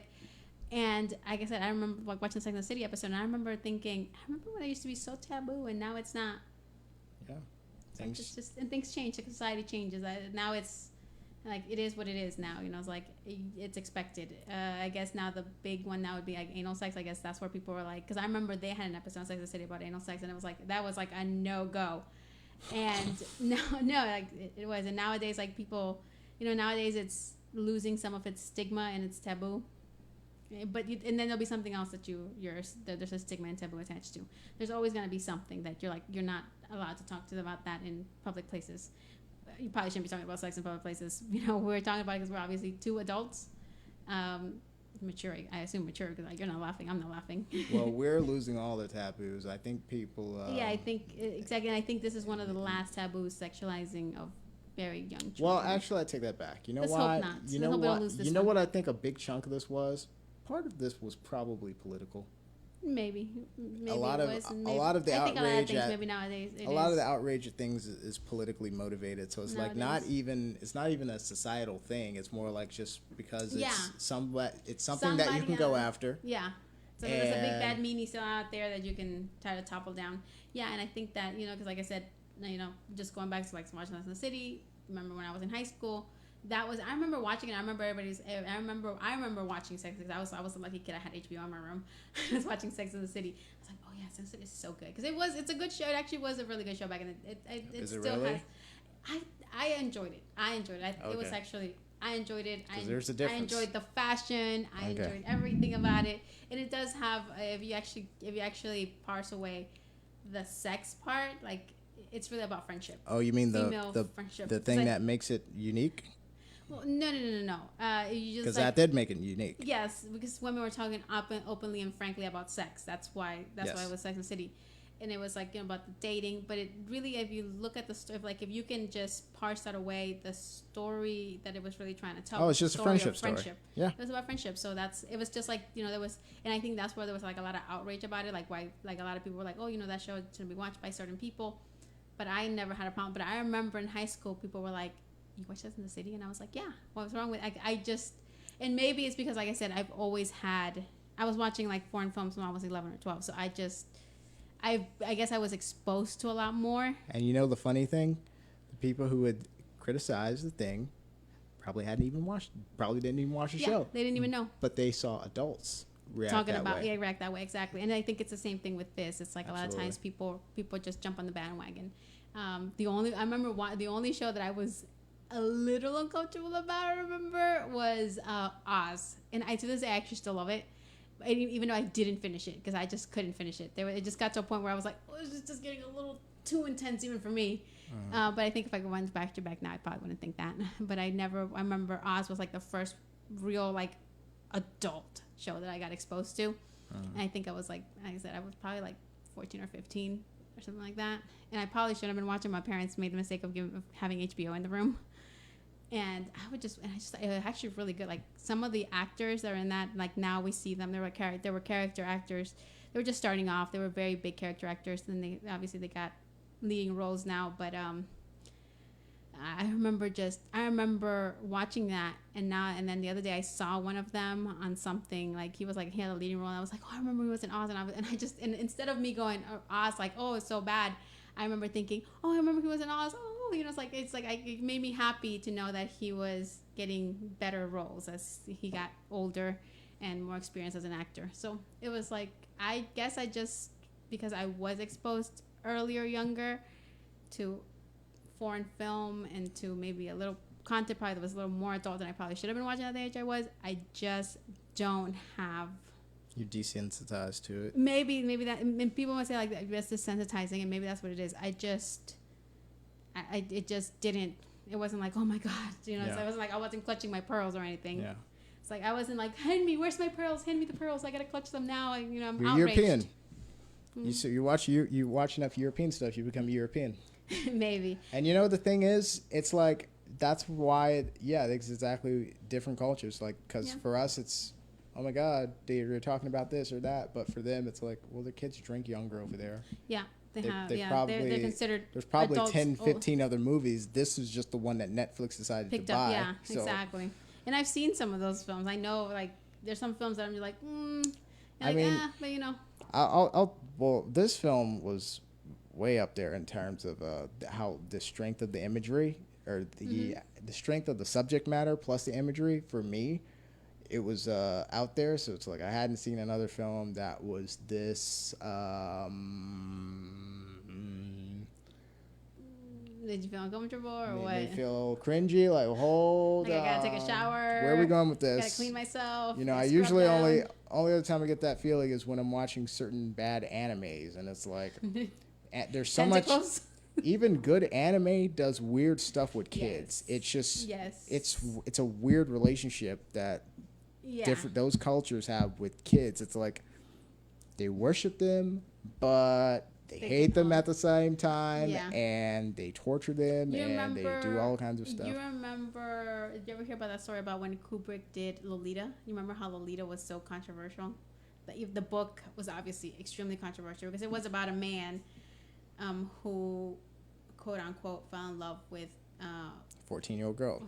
Exactly, with a 14-year-old girl, and then created the stereotype of Lolita. Yeah, and it was implied that he killed the mother and that he killed it because of her, and it's also implied that and then you're thinking it's implied that the girl likes the attention of the older man, because there's a lot of girls who do like attention of older men for the reasons we said, because they're lacking attention from their father, so they correlate sexual attention from older men as, you know, like a fatherly type of love. But then you gotta also think into a point, you know, that is the book, everything, the story is written from the point of the man who fell in love with a 14-year-old girl. So from his point of view, she loved it. Yes, but from her point of view, it We might have don't been know her completely point of view because there is no book where it's her point of view. right. So there could have been a completely different. It could have been. She could have just, and there's glimpses of it where you're asked to think, does she like the attention, or is she like she's just like a slave, enslaved by him to be his sexual, object of desire. Some things you can just tell were written by men. Damn the And- patriarchy. And that was a big controversy on that book. And then when the film came out, the girl was actually she was like 14 and she wasn't allowed to see it because they basically said she can't come to the premiere. Isn't that weird? Like, that's a conundrum. Like, remember, You're in the movie, but you Yeah. can't see because it's you're in the movie and you did all the stuff that you're not allowed to see. Yes. Like, I think And, there was another controversial film back in the 70s, The Blue Lagoon. Oh yeah, Brooke with Shields. Brooke Shields, and how she was so young, and she was also like naked, and when she was, she was photographed on all these things, basically, They showed the titty. shirtless, shirtless, They showed the titty. and They went in front of Congress for that shit. yep, and the whole entire idea that, oh, what is lewd? Like, you just know it when you see it, but everybody sees things differently, so.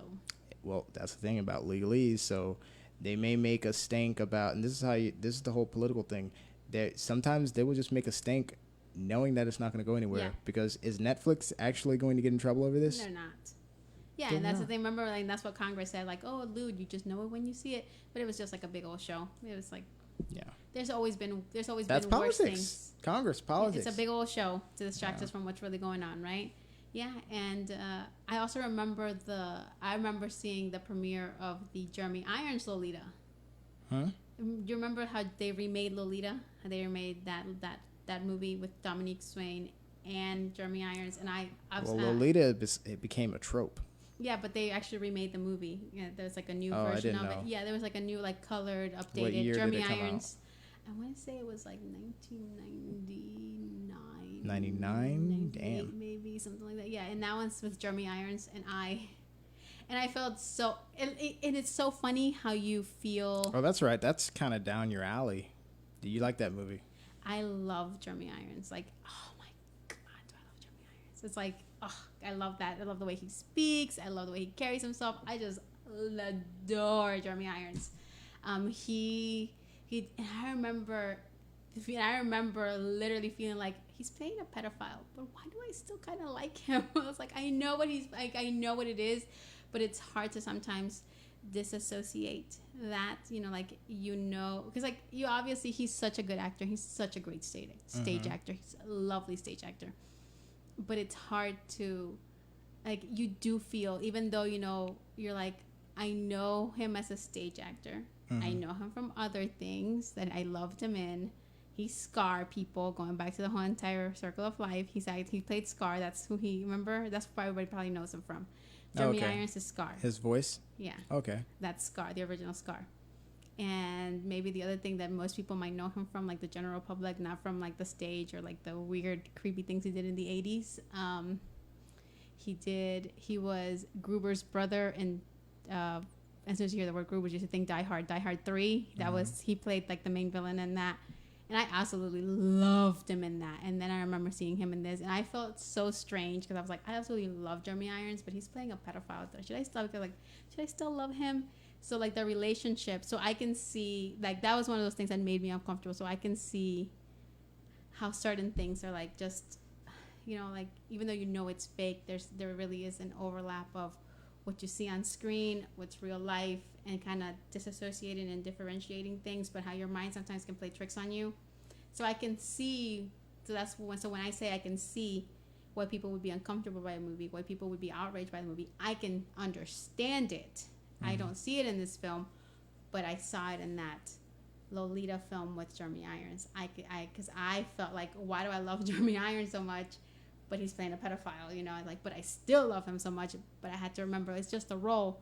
But I couldn't help myself because I had such history with Jeremy Irons. Like, I loved him on the stage. I loved him in his 80s films. I loved him, like Scar. And I was like, why do I feel like, it's like you didn't want to feel that way. But there's like a history that you had with that actor. So, like I said, I can understand why people are uncomfortable. I'm not personally, but I can understand why, because I immediately thought about that Jeremy Irons. You know, that what happened to me then when that happened, I was just like, oh, I feel so uncomfortable, but I still love Jeremy Irons. Like, I couldn't help myself. I love Jeremy Irons. So I got you. Yeah, it's like that's filmmaking at work, though. That's Yeah. that's a phenomenon called sympathy versus empathy. Yeah. Sympathy being the likability of a character, which a lot of times the actor, through their own natural energy, bring yeah. that. Kate Hepburn, Spencer Tracy, Yep. certain Tom Cruise, certain actors just bring a likability. So yeah, I always think of Gene Kelly when people think about like Gene Kelly. Gene Kelly's one of those people just like adorably unlikable. Like, I love Jim Kelly. And then there are empathetic characters who maybe are not those good-looking, likable energy characters, but characters who you feel you have something in common with. Yeah, there's like a connection, yeah. and that's done intentionally when it's done by good writers, because you want the audience to root for a character or to start to feel like sympathy and empathy to recognize a shred of their own humanity in the character. Mm-hmm. And usually you need that for your protagonist. Yeah.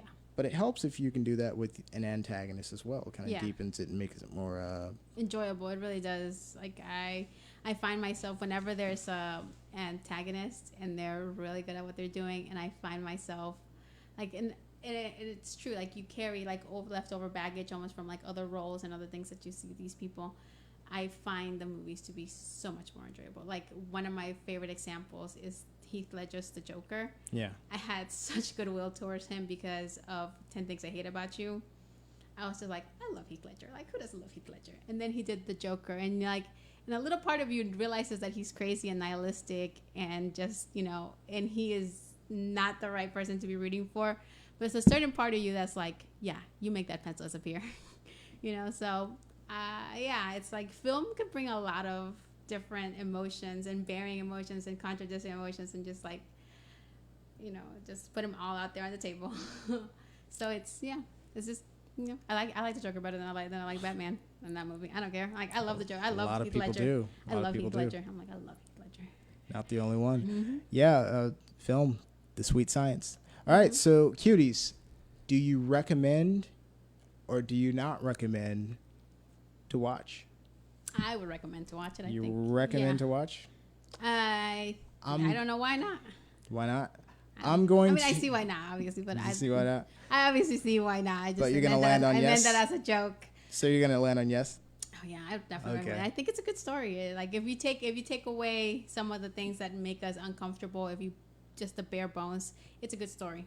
I gotcha. And it functions well, and it's a story that we have. I don't think it's a story that we've seen from like a immigrant girl in France going through this transition. It's like, it's a little bit different for American audiences. I don't think we've seen that immigrant story, you know, transitioning into the society and then kind of just going over the deep end. Yeah, well, I think we've seen it a lot, but this time we took notice. Yeah, I think there's always out there, but I think there's people who just never don't watch it. That's the sad part. There's always, I always feel like there's a lot of stories out there that have already been told, but sometimes society has to kind of catch up with them, and it's not until much later that we go back and we either recognize the old stuff or a new thing comes out and it brings all that same material to light again. Right. I'm going to go with not recommended. I'm not saying disrecommend. Like, I'm not saying steer clear. I'm just not going to recommend watching it. If anybody wants to say, hey, should I watch Cuties? They're like, you can skip it. You know? Yeah. The only ones I would recommend it, I would only recommend it to, like, film students, to be honest. Like, just to be a filmmaker, if you want to kind of understand some French filmmaking. It actually does have a pretty well constructed story, and the way that if you look at actual principles of storytelling, you can find a lot of nice stuff there. It's just for the reason of the choice of photography for this film. It goes a bit too far for your taste, for your liking. I'm gonna try to say this I'm gonna try to stay objective when I say too much distraction with like the photography. Like, it was too much distraction. Yeah, I can see that. Like, if I'm not going to say it goes too far, because had a lot of these shots been much, much, much shorter, they could have got right to the point. But because some of them just went on and on and on, Mm-hmm. and giving all this life to these, it's pedo bait, it's all these other Mm-hmm. arguments and stuff like that, it's like, there's really no need for you to watch and sit through this to get this coming of age story. I can Mm-hmm. give you like 10 recommendations of other coming of age stories that are just as that- good. yeah. They have good story design and all that. This is just extra, and it, so it's like, for me, not going to recommend you it. skip it. Yeah, You could skip it. I love European film, so for me, it's like, yeah, sure, watch it. Why not? I love European films too. Like I watch a lot of foreign stuff. This thing is a little bit different. It's different for me, but I'm gonna say I'm not gonna recommend it, but definitely watch European films, because most of them don't do this shit.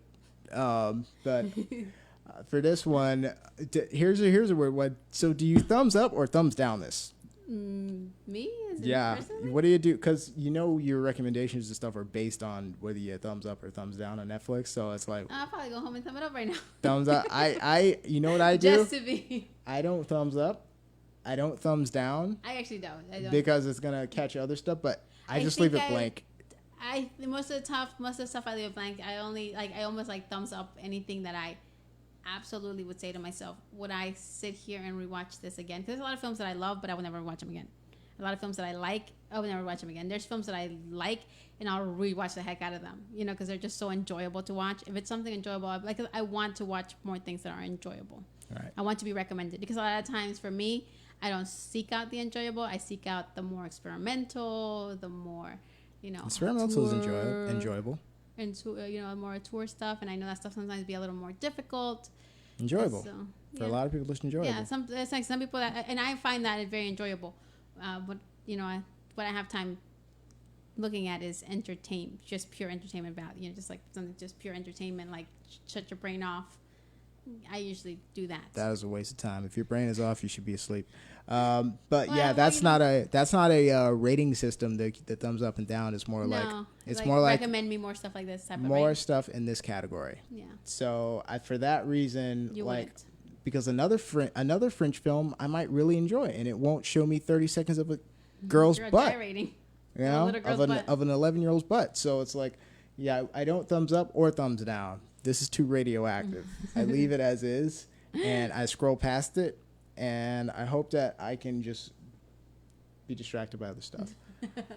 Well, everyone to each their own is what I always say. Like I said, I have no, and I know this is gonna sound like a little out there, but if you did enjoy this film, if you do want to explore more of the going down this type of uncomfortable rabbit hole, I would suggest go watch Kids. It's actually God. with Chloe Sevigny. It's actually pretty good. I mean, I know it's controversial, and I know The title itself is Kids, and yeah. tell me there's no sex in this movie. Oh, there is sex in that movie. All right, well, I will not be watching. But it's not. It's like basically the whole entire thing revolves around a girl losing her virginity, and basically. Let me ask you this: are they older than the girls in this film? Yes, they are. Okay, so it's They're, teenagers and it's in at New York, least. and it takes place in New York, so it's like it's definitely of its time.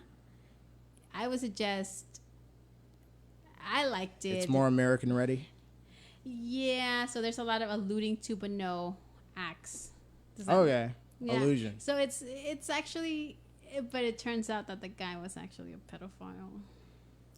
Okay, well, It you just doesn't- spoiled the movie for the viewers here. No, I didn't spoil the movie, no, at all. It doesn't have, it's just like later, like 10, You 20 literally years. just gave away a huge plot point, but that's okay. No, it didn't. No, it didn't. It's like, it turned out that he was, kind of into like younger girls, so.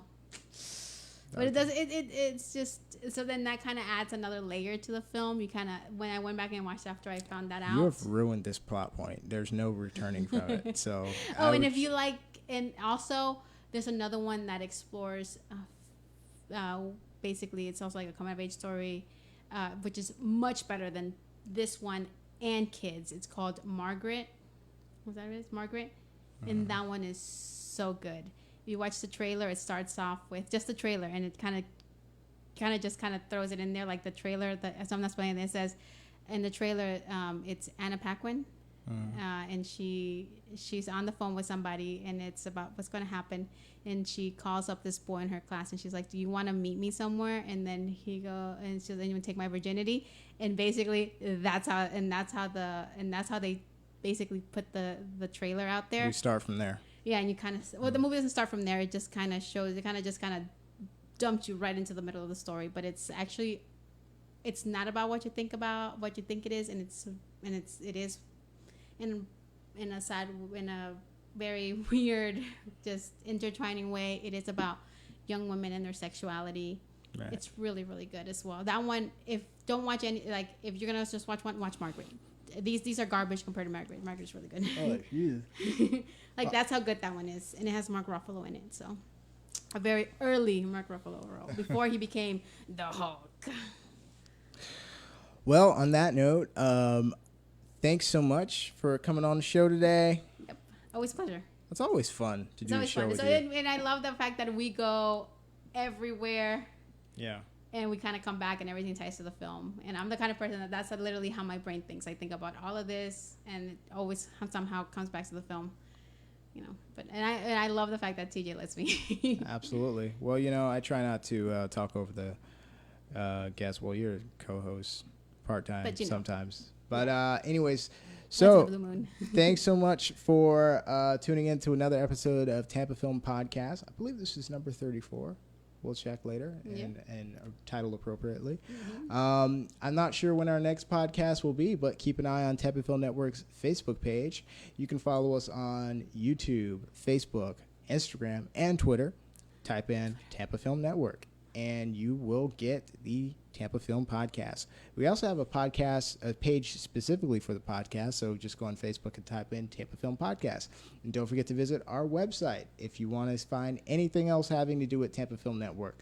Go to tampafilmnetwork.org. And all members should be on the Discord. If you don't have the Discord, email Tampa Film Network. Till next time, signing off from TJ. That's Ruth Antunez. That's right. And please don't think I am really not that big of a monster. Okay. And I'm officially not recommending Cuties, but Ruth is. I think you should watch it. I think you should watch anything that's controversial. Okay. Well, all right, guys. Make up your own mind about it. Have your own opinions. Be safe out there. Take care. See you next time.